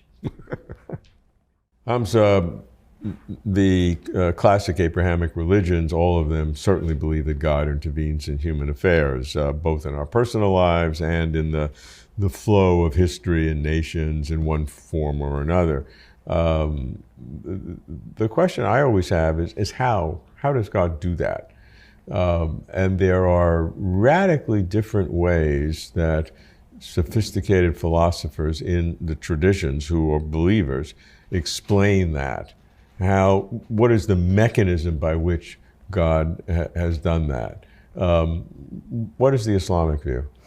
Well, the Islamic view, Bismillah, the Islamic view is that God is actively engaged in every instant with creation, sustaining it. And without that active engagement, that their existence would not be here.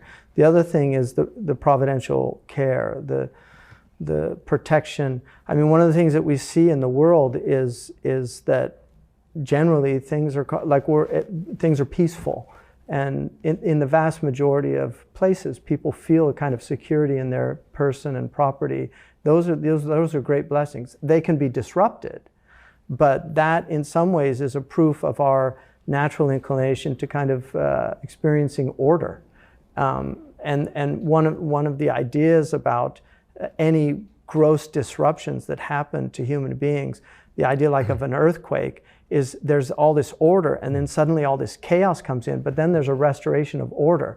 And that's to remind us that order is the norm, that experiencing order is, and that's one of the great blessings from God. So God, in essence, throws these wrenches in our works in order for us to grow. And always, I've met several people who've been in prison unjustly.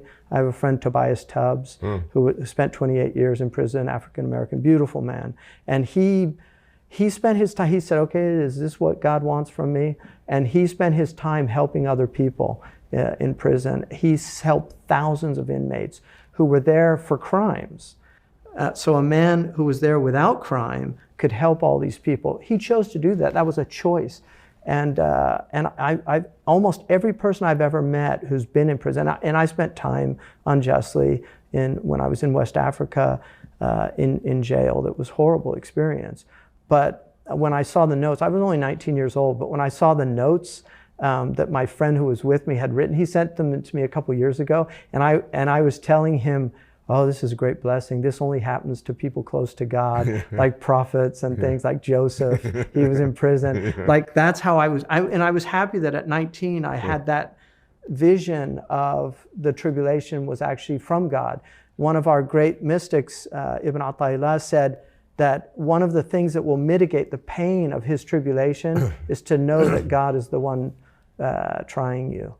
And so these are things that we grow from. Like I said, I've met several people who've been in prison, and they've all said to me the same thing: it was the best thing that ever happened to me. And I wouldn't want to go to prison. I hope it doesn't happen to you or anybody I know. But there are people that do get great benefit from actually being forced to confront themselves in a way that they'd never had before. And I think tribulation does that for people. So when God intervenes in the world, I mean, there are several different mechanisms by which God can do that. God is sustaining the world, so at any given nexus, God could change things, can fiddle with the dials at any point in the world if God's sustaining. That's one way. It's sort of an active, proactive, in time kind of reaction to move things. The other way, it says that somehow from all creation, God sort of knew what things were happening so that God could create a world in which he did not have to intervene, but all of the activities that would have occurred, God knew beforehand. There's something like a called, deistic type. deistic, but it's a philosophy called middle knowledge, where God had an infinite number of choices of worlds that you could have. And part of this is to harmonize human freedom, because if God is continually manipulating things, maybe we don't have as much freedom, and to be sure that God's providence is secured so that the outcomes of various things are absolutely 100% known, which, human freedom and God's absolute providence seem like they're philosophically contradictory at first. And so how do you deal with that? Well, so do you privilege one over the other, human freedom versus God's providence? I mean, there is a kind of soft determinism. There is an idea that things are fated and that we accept that, but at the same time we believe that we do have free will. So it's kind of holding those two in a kind of balance. And that's why whenever anything in the past has happened, we just say, mashallah, God has willed that. And that, according to the Quran, is to free your heart from the stress of, oh God, if I only this had, if I only done that, if I'd only done that, that it eliminates that problem. That's good. That works. That's it nice. Works. It does work. Whether it's true or not, irrelevant, it works. It works, and it's very effective. And that's why Muslims tend to be fatalists about the past, but they're not fatalists about the future. They believe that we have choices. And so, there's a trope that says, oh, Muslims are fatalists, but it's not actually true. We do believe that God has given us the ability to choose. And even if we have neuroscience that tells us, oh, before you make the choice, there's already things there's a lot of problems happening in your brain and things like that. But that would be God's foreknowledge preparing you for the choice that you are going to freely make. It doesn't, these things for believers, I mean, that's why, in essence, religion is kind of in the Popperian sense, it's non-falsifiable, because we really can come up with some kind of solution to the problem. And it drives people that are, not believers a little crazy. But I just feel again that we're going to search for the best answers, and maybe there's answers that we haven't found yet that we'll find. Maybe these great beasts of computers are going to end up telling us things that I doubt that. But yeah, that's I do too. That's my own personal I do too. bias. But who knows? You know. So I mean, look, we have free will, we have God's providence, and it seems to me that if I heard you right, that you have to be a little soft on both in order to harmonize them. Right. Because some people say that's not true. Say you can keep them both hard and maintain some logical principle. But I don't see that. I like softening both of them, because then they work. Yeah, I think we're in agreement on this. Imam Ali was once asked, do we have free will, or is there just choice? And he said, lift your leg. Right leg, and he lifted his leg, and he said, now without putting it down, lift the other one. He said, I can't. He said, it's between those two. So, I mean, we didn't choose our parents, despite what New Age people say. We didn't choose, the type of health we would have. Well, there is some level of choice in health, but generally, if you had bad genes, you didn't choose that. Yeah.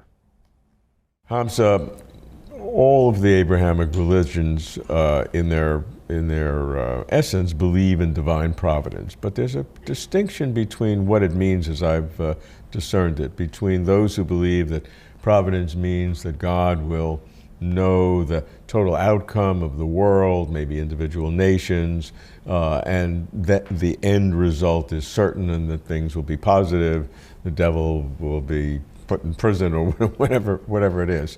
And others who believe that not only that, but God knows every single event, every single movement of every single molecule and every single part of the universe, and that's what providence means. In the Islamic tradition, which are the two, something in between, how do you deal with divine providence? They're both, from a Muslim perspective, they're both absolutely true. So on the one hand, the creation is moving towards a destiny, and that destiny will be fulfilled in another world. And there's a providential care in assuring that happens. And then on the other hand, we believe that God is directly engaged in every instant with the creation, sustaining it, and according to the dominant understanding, actually recreating it in every instant. So there's a kind of occasionalist belief that many Muslims hold. So that means that God is providentially taking care. For instance, we actually believe if we took your temperature or my temperature right now, it'd probably be around 98.6 in our measurement with Fahrenheit. That's God that's doing that. And if it goes up, that's God. If it goes down, that's God. If your blood sugar, you take sugar and the insulin's released, that's God. So that's providence for us. God is in every instant taking care of us. And then when it goes wrong, it's also God. That is... Does that lead to a fatalism or on one hand or a diminishment of free will on the other? Well, that's a good question. I think there's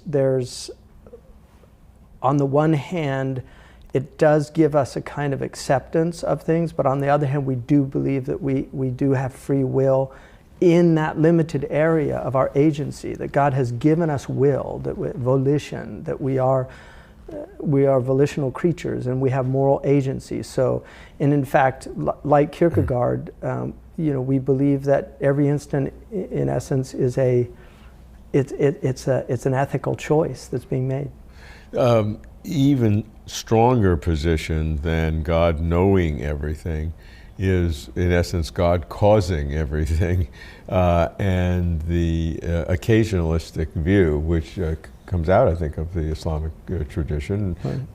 Not all Muslims believe that, of course, sure. But it is a way to intensify strongly God's involvement in the world. Exactly. And basically that says that in the causal process of anything going on, that God has an active role as opposed to just setting the stage and the actors, meaning the molecules, doing their thing. Right. That at every stage God is in those in the causal chain. Which is why the mystic who experiences God directly sees that reality. There's a great Egyptian scholar and mystic, Ibn Ata'illah, who said, when was God absent that God needed to be proved to exist? That for the mystic, God is never absent. Yeah. And there's a tradition where the Prophet Muhammad said, as people draw closer to God, God becomes the eye with which he sees, the ear with which he hears, the tongue with which he speaks, the hand with which he grasps, the leg with which he walks. So in other words, there's an experience of that divine reality. What's the extent of the belief in occasionalism where God is involved in the causal chain of everything that happens? Is that mainstream or not? It's mainstream. I think that would be the dominant belief. There are people that believe in secondary causation, but the vast majority of Muslims would hold, at least the scholars. I mean, a lot of common Muslims might not know, but that is right. The view of Imam al-Ghazali, of many of the great scholastics of Islam, and it became the dominant creed. The way I put it is there's the quantum and the Newtonian. Yeah. So at the Newtonian, we believe in secondary causation. That if I harm somebody, I'm responsible for the harm. God didn't cause it. Yeah. I caused it. But at that quantum level, we would say that everything is created by God. It sounds like a contradiction, though, because the quantum level sits below the Newtonian in a sense, and that's the real stuff that's going on. Well, I mean, I think they're both real. We're living. I'm not going to walk through the wall. I'm not going to jump off this building. I mean, we're living in a Newtonian world of Newtonian physics, of cause and effect. But there is a world underneath it that, I mean, they're challenging even the whole concept of cause and effect now at places like CERN. That is there really cause and effect? It's a longer conversation, Yeah. but the concept of occasionalism, though, some have said had undermined the process of science, because if God's involved in all the causation, then science takes a lower position in the Yes, in the hierarchy. I don't. That argument does not convince me at all, because first of all, the Muslims, when they were at the height of their certainly their prowess civilizationally, they were at the forefront of sciences. That's correct. And many of them were actually occasionalists. So it didn't stop them from working with the world that God has given them. I mean, the foundational text that we believe by Imam Nasafi says that the reality of things is fixed. It's, حقائق الأشياء ثابتة, it's fixed. And the knowledge of those things is realized. So and then it talks about the way that we know those is through facts and through the five senses. So empiricism is real for the Muslims. I mean, we believe in empirical science. At the same time, you believe in occasionalism. Yeah, and I think there's a type of challenge for people to hold contradictory thoughts in their mind. Einstein, I think, said it was a sign of genius. So I think the Muslims maybe had a type of genius that people haven't really appreciated.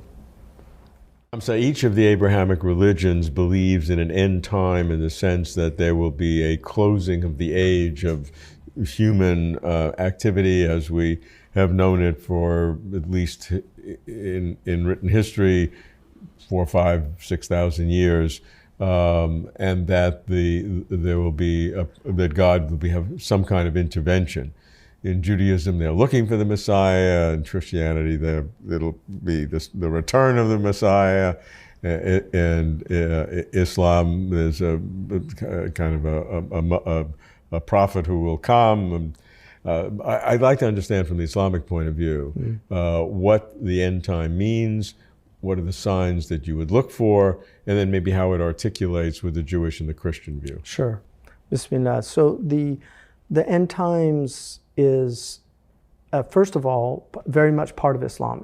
In one of the most famous traditions of the Prophet, peace be upon him, he talked about, he was asked by Gabriel, what is Islam? And he gave him the 5 pillars, and he asked him, what is Iman, faith? And he gave him the 6 articles of faith. Belief in God, belief in the angels, belief in the messengers, belief in the books, belief in the last day, and belief in the idea of the qadr, this kind of fate or the measuring out. And then he asked him about the signs of the end of time. And he said, the one asking does not know more than the one being asked does not know more than the one asking. And so then he said, then tell me its signs. So he gave the signs, and in our tradition, there's the lesser signs, and then there's the greater signs. So the lesser signs are many in our tradition. I mean, there's really a lot of very specific signs of the latter days, where the Prophet ﷺ said that there would be widespread knowledge. He said inanimate things would talk. He said that you would find men being satisfied with men and women being satisfied with women would be very widespread. He said that people would spend their time with musical instruments on their heads, which nobody understood at the time. He said that people would have on their sides, they would have things that would tell them what their family was doing at home. He said that people would travel between the cloud and back to the earth. Many, many signs. He said that metal would speak, nataq al-hadid. I mean, it's very interesting signs. He said that the skyscrapers would, that there would appear buildings that would reach the mountain tops. He said that the destitute Arabs would compete in vying to build bigger and bigger buildings. He literally said destitute goat herders amongst the Arabs would compete to building higher buildings. He also said that there would be wars like the Christian tradition, wars and rumors of wars. He said that people would speak and their lie would reach the horizon instantaneously. So many, many signs that he told us about. But then there's these great signs. Certainly all the smaller ones, one could say, as you've described them, they're already here today. Yeah, they're already here. And I think many Muslims have felt that a lot of Muslims I've heard, they ask me, are these the latter days? You know, they kind of feel that. They think you know. They think I know. I don't know. But they do feel like, you know, are these the latter days? And it's a legitimate question to ask. Seems like it is a legitimate question. In the end, the Muslims believe, so these major signs, we believe in this anti-Christic world leader that comes called the Masih ad-Dajjal. We also believe in the second coming of Jesus, who is, we believe is the Messiah that the Jewish community missed, and that he will come at the end of time. So you believe that Jesus' return as the Messiah is a sign of the end times, or that is the end? That's we're almost at the very end. Yeah, once Jesus returns, but there will be a period. So how does that differentiate from the Christian view? Well, the Christians see Jesus as part of the Godhead. Right. Sure. So, there is a sophisticated Catholic and Orthodox tradition of the dual nature. There are some Christians that believe in the monophysite nature. I think a lot of evangelicals seem to believe that Jesus is God. So they believe that he's coming back as God, you know. Okay. But in the Muslim tradition, but Jesus is coming back. He's a prophet. As part of this process. Any other prophets coming back? No, but some say that Elijah is. There is a belief in Elijah as an immortal. Yeah, that's another Jewish guy in there. Elijah is very interesting. Yeah. How about what I read about I forgot the name, Mahdi? The Mahdi. Mahdi. So there is a belief in the Mahdi. What is that? That's a dominant belief. But there are scholars who believe that there's no Mahdi except for Jesus, that Jesus is the Mahdi. But the dominant belief is that there is a person who comes back and revives Islam and unites the Muslim community when the world's filled with a lot of injustice. And the Prophet ﷺ, he said that Islam would last 30 years as a political phenomenon, only 30 years. And when his grandson Hassan, that was literally at the 30-year point. And then he said it would become monarchies. And then he said the monarchies would be followed by tyrannies. And the monarchies would be followed by tyrannies, and they would be horrible. And then he said then it would go back to the prophetic model, which Muslims understood to be the Mahdi. It's very strong in the Shia tradition. I think some of the Shia saw Barack Hussein, Obama, as kind of a sign of because Hussein is held very high in both Sunni and Muslim, Shia, but particularly in the Shia tradition. Yeah. So he disappointed them in the end. I think so. Yeah. So, with if the Mahdi comes back, unifies the Islam, is that a sign of the end, or is that the end itself? No, it's not the end. No. So the end, eventually, there's an understanding that it will go back to the loss of that prophetic tradition, and then there will be, a terrible war. That happens, a kind of Armageddon type scenario, and then basically the worst people will be left, and then the end comes. And then what happens? How do we make it better? Does God intervene in some way, or just the afterlife? There's a closing of the earth. Oh. Yeah. So the human species comes to an end. Oh, it starts bad, gets worse, and then is destroyed. So at the end is very different than the Christian and the Jewish tradition, which has God coming back. When Jesus comes back, then he takes over the earth and reforms the earth and makes peace to go out from Jerusalem. Well, there is a period like that, but it's followed. It's followed, because in the Christian tradition, that is the end, and therefore that's a new beginning, and that's the permanent, the new heaven and the new earth. Here. Yeah, we don't believe that. But you said that. No, we move to another dimension. So you would have that as a kind of a false hope. Yeah.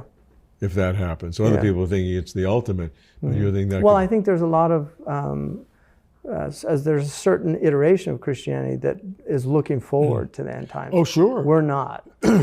Sure. We're not. Like Muslims don't, like in the Jewish tradition, you should avoid bringing near the end times. Yeah. The Muslims have the same idea. You don't want to be a sign of the end of time. Right. Yeah, you want to be a zaddik, we call it siddiq. Same word, yeah. So that's our goal, is to forestall.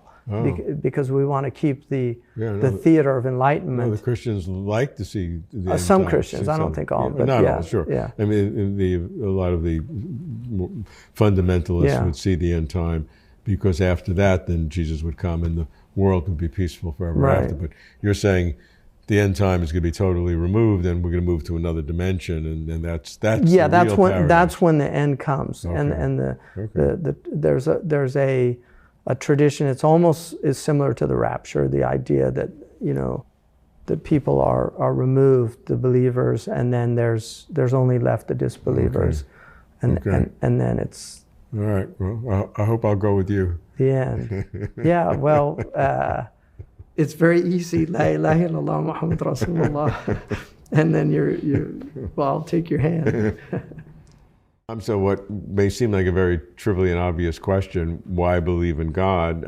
I like to ask different people, because the general answer I know. I mean, I think everybody sort of knows why some people think we should believe in God. But I like to hear the nuances, the way people describe it, articulate it. So from an Islamic point of view, from your own personal view, I mean, what is the benefit for believing in God? Can I ask you a question? Yeah. It's a fair. So what's the best answer you've ever heard for that? Have you thought about it? Yeah, no, I'm not sure I can tell you that there's a best answer. The answer is generally operative in terms of the person. How it'll benefit you, and what's the benefit for you, and I guess what I'm looking for is answers that are not as obvious as that. Sure. Well, for me, I don't feel like I have a choice. I don't really. I could give you a lot of whys, but for me, God is so self-evident that to not deny Him would like denying my own existence. Personally, I really feel that. I really feel it's impossible for me to not believe in God, because everything to me confirms God, and I've seen that in my own life, and I feel, there's a wonderful poem by Robert Frost about looking at the ocean. You ever seen that poem? The people along the sand, they all look one way, they turn their backs on the land, they look at the sea all day. Well, and then he says, the land may vary more, but wherever the truth may be, the people turn their backs and look at the sea. And it strikes me as, why do people look at the ocean? Because the land does vary more. What is it? What's the fascination with looking at the ocean? And I feel like a believer is the ones he's looking at the ocean, and the disbeliever is looking at the land. And then when the believer sees the whale, look at this, turn around, look, did you see? And then it's gone. And I feel like when you accept God, God will continually show you reasons to continue to believe in God. And when you reject Him, there's a verse in the Quran that says that we will remove our signs from people that show arrogance in the earth. And they can see every sign and they will not believe. And so the most important thing is the Catholics have this tradition of the skeptic's prayer, which I actually really like. This idea of just saying, God, I don't know if you're there, but if you're there, help me find you.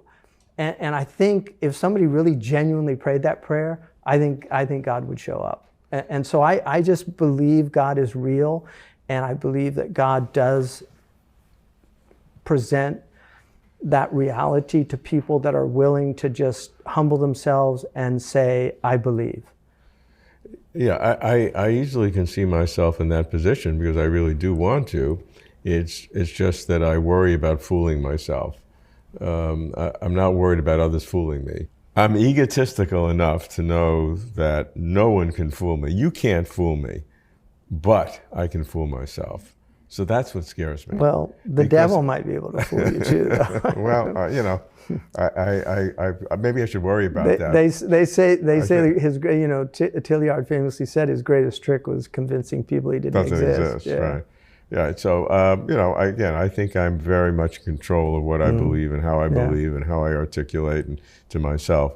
But I really do feel fooling myself because I really do want to believe. Yeah.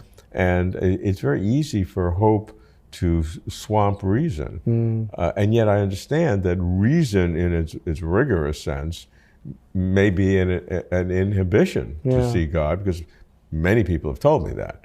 Many people criticize what we do, the part of Closer to Truth that deals with meaning and search for God, by saying it's all intellectual.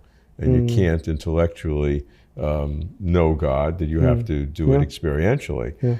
And my comeback to that is not that they're wrong. Right. They may be right, but I cannot discern the difference between the wheat and the chaff, if there's any wheat at all. I can intellectually, but I cannot experientially. Right. And does that put me in an impossible situation where I'm rejecting the only real evidence? Right. Well, I think again another why is, for me, is that it seems to be the most obvious explanation for being here and being as coherent as we are. The fact that our minds are so beautifully correspondent with creation itself. I mean, how could we know something like the universal law of gravity? Like, how could our minds be so matched to the universe to know that? How could we work out things like fine-tuning and the anthropic principle? How could we determine Van Allen's belts and these things? I mean, it's quite stunning what the human mind has been capable of doing. And that mind is constantly generating thought. And where does that thought come from? Jalaluddin Rumi says, silence, ask God, and the answers will come. So one of the atheists' primary points in disproving God is the severe contradictions in religious teaching, certainly among the major religions of the world, that there are points of obvious contradiction. And so the fact that these contradictions are so obvious invalidates them all. And so we have a choice. We recognize the contradictions. Sure, there are some similarities. They all seem to believe in something beyond the physical. I mean, when you devolve down to the commonalities among the religions, which some have tried to do philosophically, John Hick famously looks to the real. But when you look at the lowest common denominator, you don't wind up with very much. Right. So how do you respond to that? Well, I mean, I would say that one, I personally love religions. Like I've studied religions both academically and also just out of personal interest. So I do love religions. I think there is immense amount of truth in all the religions that I've studied, especially the world's great religions, the ones that have large numbers of people. Yeah. But they obviously, there's difference. There's a lot of dovetailing. I mean, there's a lot of things that we agree upon, but there are differences. So in the Islamic tradition, we're a supersessionist religion. So we do believe that Islam came and abrogates the previous dispensations, but it acknowledges the previous dispensations. If there's differences, it's because they've been changed or altered. That's how the Muslims view it. But Christians as well. And they just had one less to deal with. Right, exactly. But the Abrahamic tend to, the Jewish and the Jewish tradition believes in the Noahides, right? Yes, but their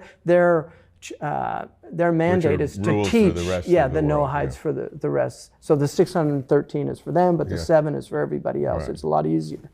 But the Muslims actually believe that all peoples had prophets. all peoples. The Quran is very clear that there's been no people except they had messengers sent to them. So there are remnants and traces of prophetic tradition all over the world, which is why you have a lot of these themes and a lot of the morality. I mean, there's differences, but there's a lot of similarities. So we believe that we acknowledge the previous dispensations, and also the Muslims have traditionally allowed them to coexist with them in Muslim states. So the Muslims always protected the Christians. I mean, there are periods, they're bad periods, but by law, it's absolutely true. Yeah, by law they had to. But I mean, there's bad rulers. Like we had a ruler in the 11th century in Jerusalem that burnt down the Church of the Sepulchre, but the ruler right after him rebuilt it, you know, because it was just an act of madness. So, and the Christians historically have lived with the Muslims. There's 12 million Christians in at least 8, I think, but closer to 12 in Egypt. The Coptic Christian Church was protected, even though they were persecuted by the Byzantines. So the Muslims have recognized that. The Jewish community, Bernard Lewis wrote a book about how much better Jews fared in Muslim lands than they did in Europe. Yes, for sure. It wasn't perfect. That was a low hurdle. Yeah, good point. Yeah, and it certainly wasn't perfect, you know, but there are periods of great collaboration between the scholastics amongst the Jewish and Muslims. And then also in India, there's some bad periods, but there's also periods where people like Daru-Shakoo, the great Mughal prince of Shah Jahan, who built the Taj Mahal, he actually translated the Upanishads into Persian. And the Upanishads are really consistent with Islamic teaching. Muslims, any Muslim that read the Upanishads would feel like they were reading Muslim commentary. And he actually felt the Upanishads were mentioned in the Quran, Daru-Shakoo. So the first translation of the Upanishads into European language in English was done from Persian, from a Muslim translation of a Hindu text. So I think Muslims have been taught to respect religions, but we do believe that Islam superseded the previous dispensation. So let's follow that. The dispensation we were talking about was obviously the Hebrew Bible, and then the Christian dispensation, which changed that in their perspective, and then the Islamic tradition did that. But how then did the Islamic tradition deal with other non-Abrahamic religions? Because there was nothing to supersede, in a sense, if you're dealing with Hinduism or Buddhism. Right, and a lot of Muslims considered Hinduism, we can't assert it because it's not mentioned in the Quran, but the Quran does mention lesser lights, distant lights, and so the Muslims, many of the Muslims felt, like Al-Baruni did a whole study of Hinduism, and in fact, one of the great Esfarayini, in his book on heresiology,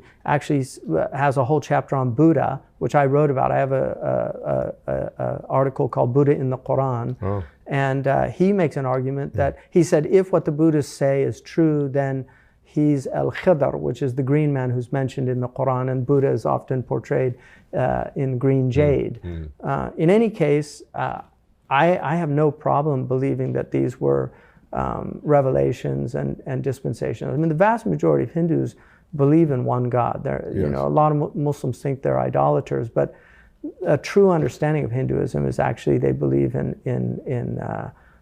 this ultimate. I mean, they have the Trimurti, you know, the idea of Brahma and Vishnu and Shiva. So.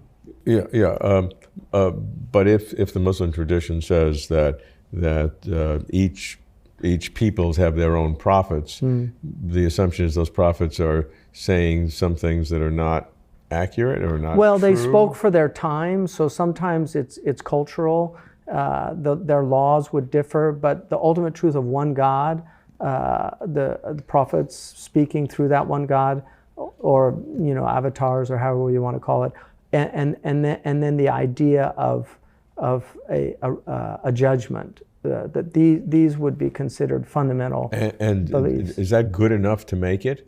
Like the Noahide laws from the Jewish point of view would give non-Jewish people, if they fulfill that, really kind of the same thing. And it's an easy ticket, 7, not 613. So on the train bound for glory. Yeah. So, but does in the Islamic tradition, how do you then view the other traditions who didn't become Muslim but maintained either the old dispensation? The Quran says in the 5th chapter that we have given every people's a shari'ah, a sacred law, and a minhaj, and a way of methodology to follow that. And had we wanted, God would have made all of them one. So vie with one another in virtue. And so there's a kind of withholding. Like, we do believe that we have superseded the previous religions, but we recognize that there's a wisdom in that God has left these religions in the world. And we are not allowed to force them to become Muslim. They become Muslim with their own choice. And God will judge them on the Day of Judgment. I cannot say, if I say you're going to hell, I've done a sin. I cannot say that. I can say that to no individual. I can say that to no individual as a Muslim. But yet, as a Muslim, you do believe that the only certain way you'd be 100% sure they'd be in paradise is being a Muslim. A true Muslim. A true Muslim. Yeah. Not the true Scottish fallacy. Yeah. I don't like that fallacy. You don't know that one? Right. The true Scotsman fallacy. Yeah. It's like, the Scottish man's reading in the newspaper that somebody got raped. He's a Scotsman would never do that. And the next day he finds out it was a Scotsman. He said, well, a true Scotsman would have never done that. Yeah, that was one of those. Good. So I think we could say with some confidence that the Abrahamic religions worship the same God. The Islamic view may be that it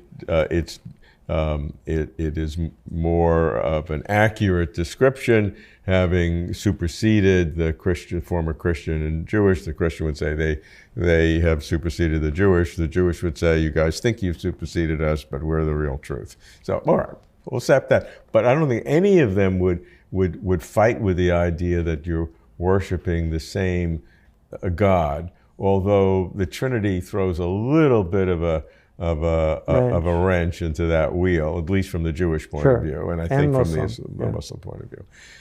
So, question is, do the major religions worship the same God? And there are two questions I have for you to tackle.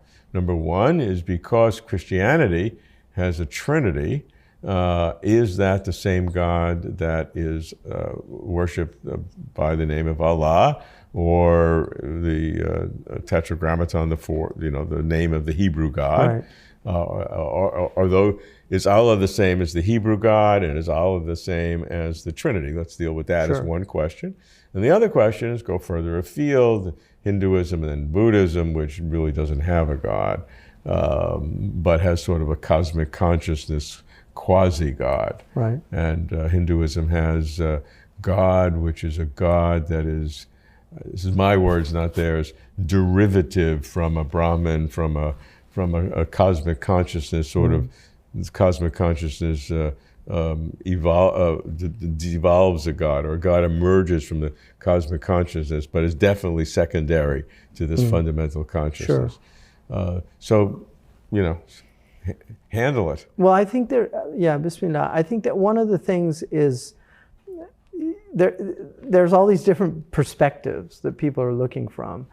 There's that famous story of the elephant, the three blind men. Right. One of them's feeling, Indian story. An Indian story, feeling the trunk, feeling the stump, feeling the ears. And everybody's right. And everybody's right, but at the same time, they're all wrong. Right. So I think God is so beyond anything that we can comprehend. And so all of these languages are attempts to articulate something that ultimately is ineffable.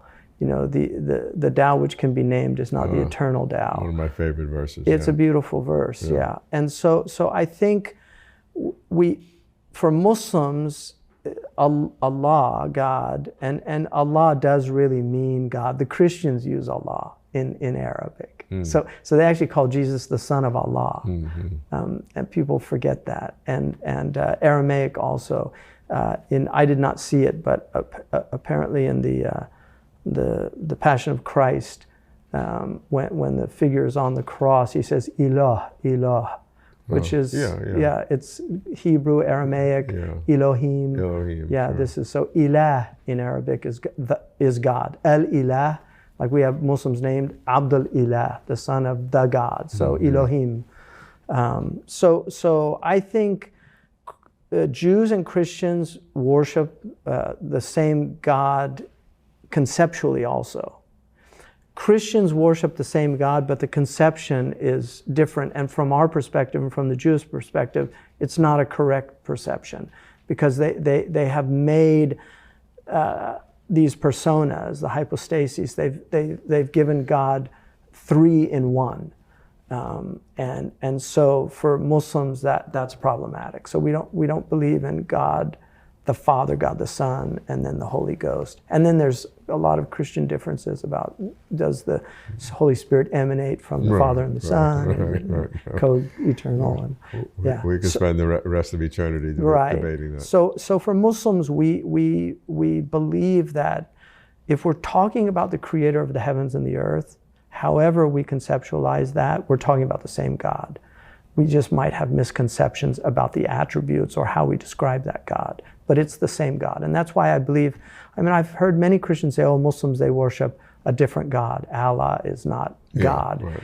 And I think, first of all, they need to study more Christian history, because I have to say, I find it incredibly ironic that the Catholic doctrine since 1832 is from St. Thomas Aquinas. And St. Thomas Aquinas quotes Muslim theologians and philosophers constantly. After Augustine, some of the most quoted are Ibn Rushd, Averroes, and Ibn Sina, Avicenna. So Aquinas benefited greatly from Muslim theologians and scholastics, and some of his arguments are from them. Yeah, no doubt. So, and I think the educated Catholics, people like my friend Dr. Robbie George at Princeton, these Catholics that are educated, they know that the Muslim God is the same God, but they believe in the Trinity, and that's why Muslims can marry Christians and Jews. They cannot marry pagans, but they can marry Christians and Jews. So pagan is defined as anybody outside of the Abrahamic faith. Okay. Yeah. Okay. So Hindus and Zoroastrians were traditionally treated as people of the book, like So the dominant opinion of the Muslims is that all peoples are to be respected, even the pagans, and they can live. There is a minority opinion that only Abrahamic peoples can live under Muslims, but it's never been practiced. And so, what about the Hindus and then the Buddhists, who don't even have a God? They have something fundamental that maybe something like God, but it's certainly it's impersonal. They have something of ultimate concern, and they do have a sense of reality. Yes. And I think the Pew polls show that almost 70% of Buddhists in India believe in God, and I think a lot of Buddhists do believe in God. I think so. I think so. I think that's so too. I know American Buddhists that believe in God. Yeah, but that's sort of an individual decision, and sure, it's not part of the doctrine. A syncretic approach to. Dr. Thomas Cleary was probably the foremost Buddhist scholar in the United States and greatest translator of Buddhist texts into English.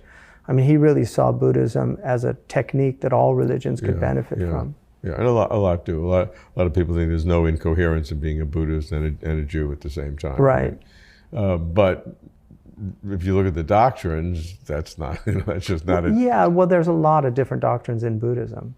If we read, Dr. Cleary saw the Prophet Muhammad prophesied in the Dhammapada.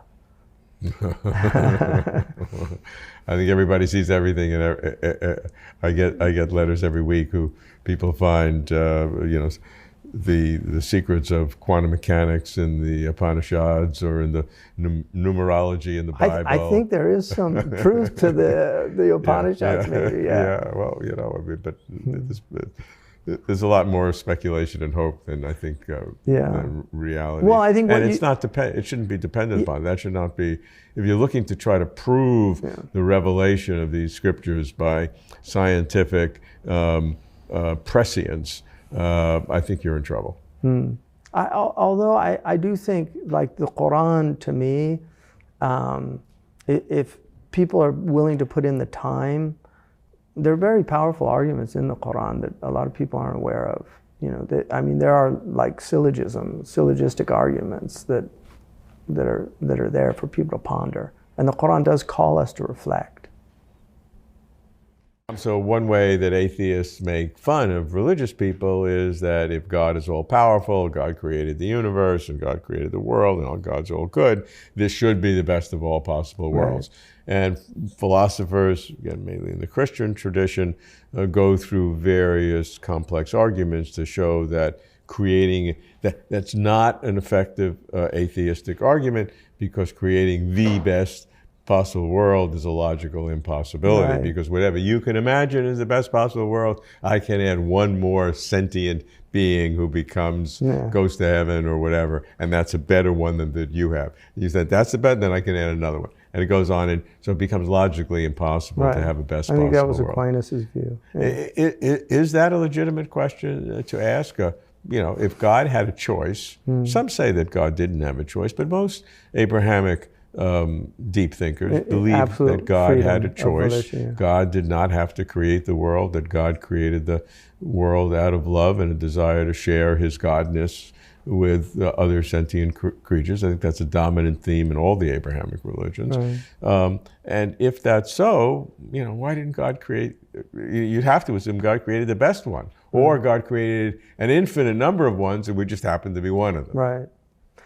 Well, there's a very interesting Voltaire's Candide, making fun of Professor Pangloss going all over the world to find out, is this the best of all possible worlds? I mean, he was making fun of German philosophy.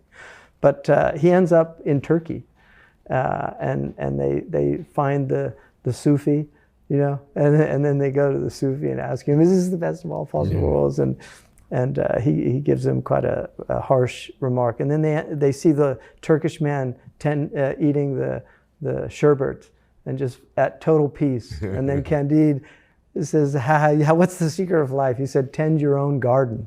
And so they end up doing that, and every once in a while they have their debates. But I think there's a lot of truth to that, tending our own gardens here in this world. In terms of being the best of all possible worlds, there's a famous statement that is attributed to Imam al-Ghazali, لَيْسَ فِي الْإِمْكَانِ أَبْدَعْ مِمَّا كَانَ, which means something like, there's not in this contingent world a more wondrous world. And his books were burnt in Andalusia for saying that. So the Muslims of Spain actually burnt his books and rejected that statement. But I think... Why? Because they thought that it was a kind of heretical statement to suggest that God could not make a more perfect world. Because that seemed to limit the power of God? Yeah, I think they misunderstood the statement, because I think what Imam al-Ghazali was saying was that for serving the purpose, this is the best of all possible worlds. For serving God's purpose in creating the world, that this is the best of all possible worlds. It serves that purpose.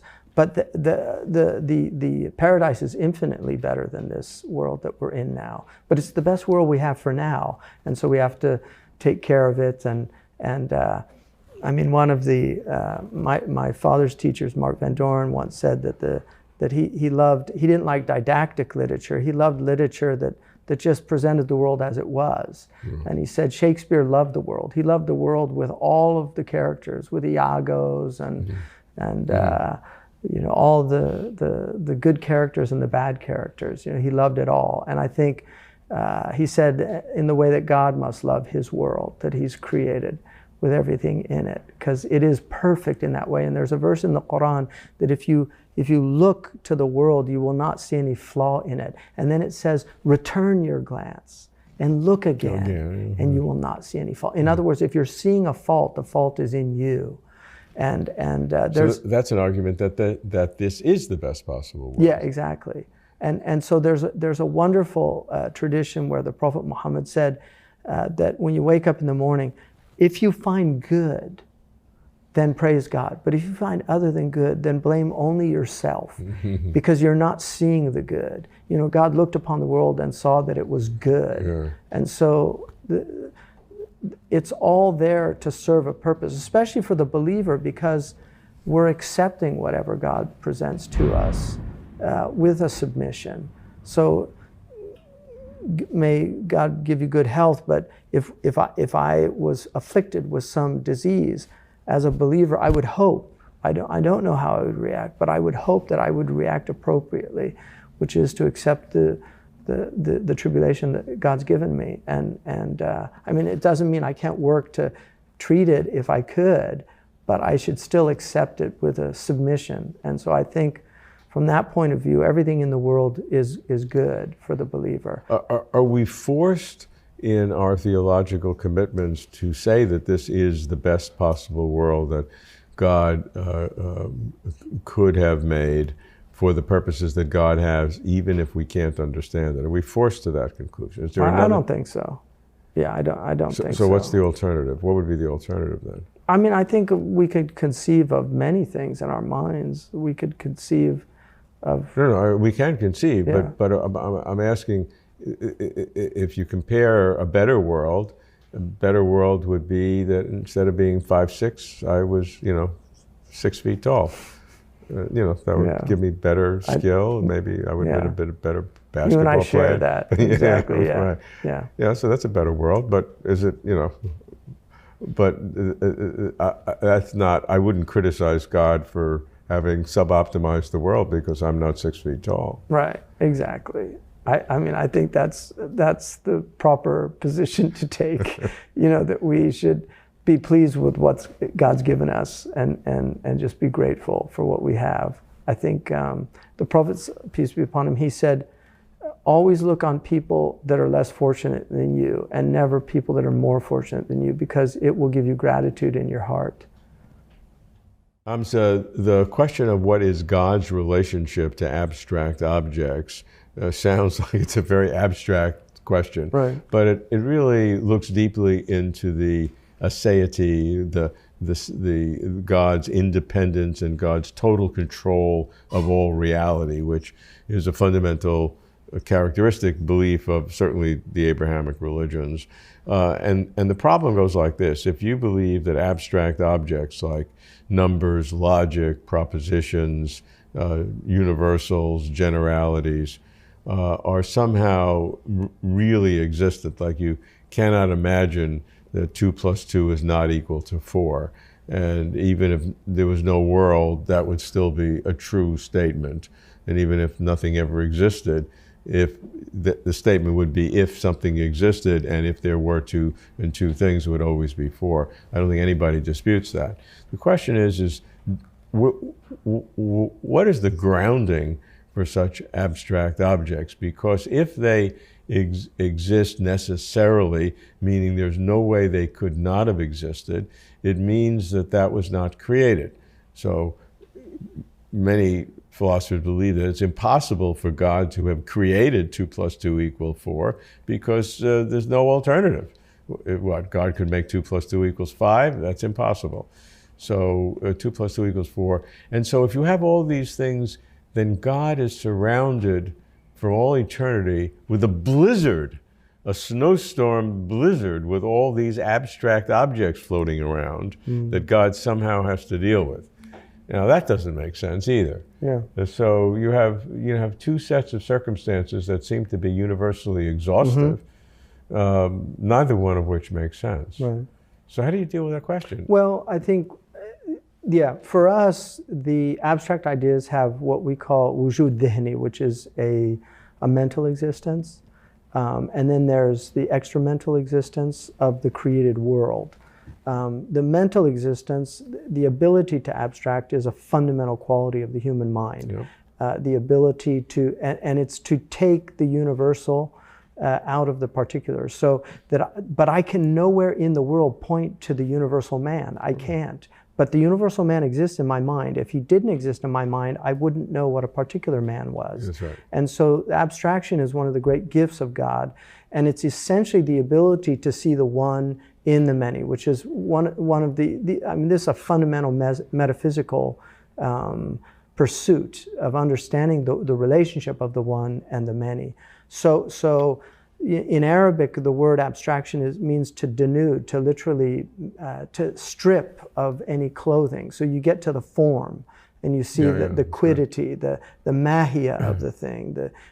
Quiddity, quid est, actually comes from the Arabic.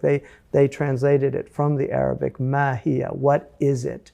And that understanding that the human mind is capable of, that ability to perceive with extraordinary clarity what a thing is a gift from God. Now are there these Platonic archetypal universals somewhere in a perfect world? Is there the perfect circle? Is there the perfect horse? Is there all of these things are in the knowledge of God, and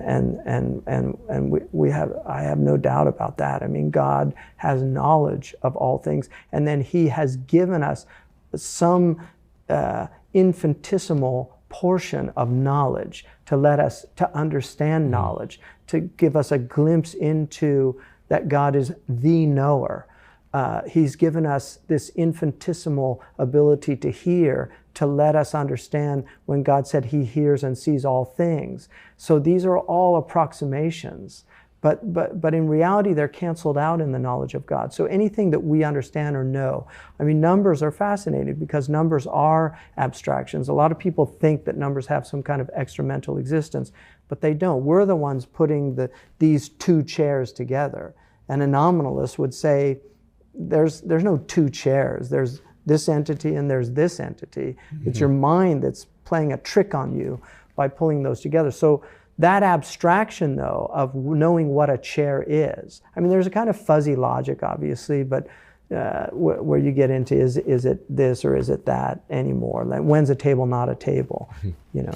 But if the abstract object is a conscious imposition of our ability to make sense of reality, and therefore that generalization doesn't exist. It's like it's a nominalist or a fictionalist approach, and I mean that's one explanation. Other people say that you're denying the reality of something that you can't get rid of. You can't get rid of these numbers no matter what you do. Right. If there was no humans who could conceptualize this, before 10 billion years ago, the universe was still there. There were maybe there's no life. Would they exist? Yeah, but the statement was just as true then, with no conscious beings around to conceptualize than it is today. With God. Yeah, except God, if God exists. So therefore, some people say that these abstractions are ideas in the mind of God, because you can't get rid of their existence. But you'd rather, and again, I don't want to differentiate you from the Islamic or Muslim tradition, but what are the Muslim traditions about dealing with these abstract objects? Are they creations of God? Are they fictions that they really don't exist? It's just our imposition on it? So there's definitely the aspect of that they exist in the knowledge of God. I mean, they have to, like, God has knowledge of them, and in that way they have what would be akin to our mental existence. I mean, if I have the concept of fire in my head, it's a mental existence of the fire. It's not an extra mental existence, or my head would burn. Yeah, sure. Right. So God has knowledge of all the abstractions, but He has given us the ability to abstract because He wants us to see the one in the many. He wants us to see the one behind the multiplicity of this world. I mean, one of the reasons why the Muslims were so obsessed with tessellations is because they go on for infinity. So it's this kind of replication. And so all our mosques are filled with these tessellations. A Russian scientist, mathematician, worked out there were only 17 possible infinite tessellations. 14 are in the Alhambra Palace. Wow. So that's the one and the many presenting itself geometrically to people, to see that. And so, but again, it's seeing the one, universus, seeing the one out of the diversity is the ability of, that's why we're muwahidun, we are makers of one. The only way we can communicate is through abstraction. The only way we can say these words is because we've abstracted their meanings. And all of the particularizations of the world are understood through abstraction. We couldn't talk about I need a cup of coffee right now. If somebody didn't have the universal concept of a cup of coffee. So it's quite stunning. I mean, abstraction is fascinating, it's important, and it's what gives us our minds. Hamza, the Islamic tradition is very rich in its geometric architecture, in its mosques, especially the great mosques. They're just marvels of architecture. What is it about that architecture that creates a sacred space? I think that sacred space is a very interesting concept. Sacred space, and there's also sacred time. So for instance, every religion has times that are more important for the religion than other times. In our tradition, the Prophet ﷺ said that the whole world has been made a place of devotion for me. The whole earth. He said masjid. He called it a masjid, a place, a mosque. So the whole earth is a mosque, and this is why Muslims, like Christians, worship in the church. I mean, they can pray in other places, but their worship is in the church. The Jews in the synagogue. So the Muslims can pray anywhere on the earth because the whole earth is a mosque. So in that way, the whole earth is sacred space for Muslims. And then there's sacred time, like Ramadan is a sacred time. So what makes it sacred? I mean, the first thing and the most important thing is that in our belief, God has designated these places and these times to get closer to Him. There are certain times, like the Prophet Muhammad said, that the last third of the night before dawn is the night when somebody is closest to God. And I once saw an amazing a man who does Zen bows, the archery bow. He was a Japanese man, and he said the only time he could make it was the hour before dawn, because he said it was the time when his ego was absent. And he said that the degree with which his ego was in the bow, there was a defect in the bow. And I just thought that was so interesting, because that would resonate with a Muslim, because that time is, anybody that spends time before dawn, like that hour before dawn, will know the special time. And most people are deprived of that time. Just a very beautiful time. Dawn is a beautiful time. Seeing the dawn emerge is a wonderful thing also. So these are really important. In terms of mosques can be very simple. They're not meant to be have any graven images, which is very important. That's why geometry became a kind of sacred art of the Muslims, and calligraphy. So you will find in mosques both calligraphy, which is celebrating the word, because it's abstraction. Neil Postman wrote a wonderful book about the danger of images and amusing ourselves to death. And in the second chapter, he talks about the Decalogue and the importance of not making graven images, because he said, if God wanted a community to abstract, and to abstract the greatest abstraction, which is an understanding of reality, then He would not want them to be distracted by images. And so, Plato also understood that, this idea of having these, that we're already divorced once from reality. So if we add images to it, now we're twice divorced. And they're very distracting. And one of my favorite definitions of evil is from Franz Kafka, who said evil is whatever distracts. And one of the things about pre-modern peoples, the word in English, distracted, means insane. Bethlehem was the hospital for the incurably distracted. And so the modern world is a distraction. So sacred space is meant to remove distractions. And that's why it's very important for that space to be a kind of empty space. One of the things that when the Roman emperor, I think it was Hadrian, one of the Roman emperors, when he went into the holiest of holies in the Jewish temple, he couldn't believe there were no idols in it. It was an empty space, and he couldn't understand it. He was like, what's going on here? What are you worshiping? No thing. And even when we talk about God, even though it's permitted to use thing for God to avoid no thing, the word in Arabic for thing means that which, literally means that which was willed into existence. So a thing is already a created phenomenon. So God is beyond thingness in that way. How about the art itself in mosques, specifically the great mosques, with incredible tessellation are these geometric patterns that cover it and just give you a feeling of great space and Right. great movement into beyond that which you can see. Well, geometry was generally an obsession with the Muslim civilization early. Euclid was translated 34 times into Arabic, more than any other language, 28 times in Latin, but 34 times in Arabic. It was a fundamental text that was taught in all the colleges and madrasas of the Muslim world for centuries.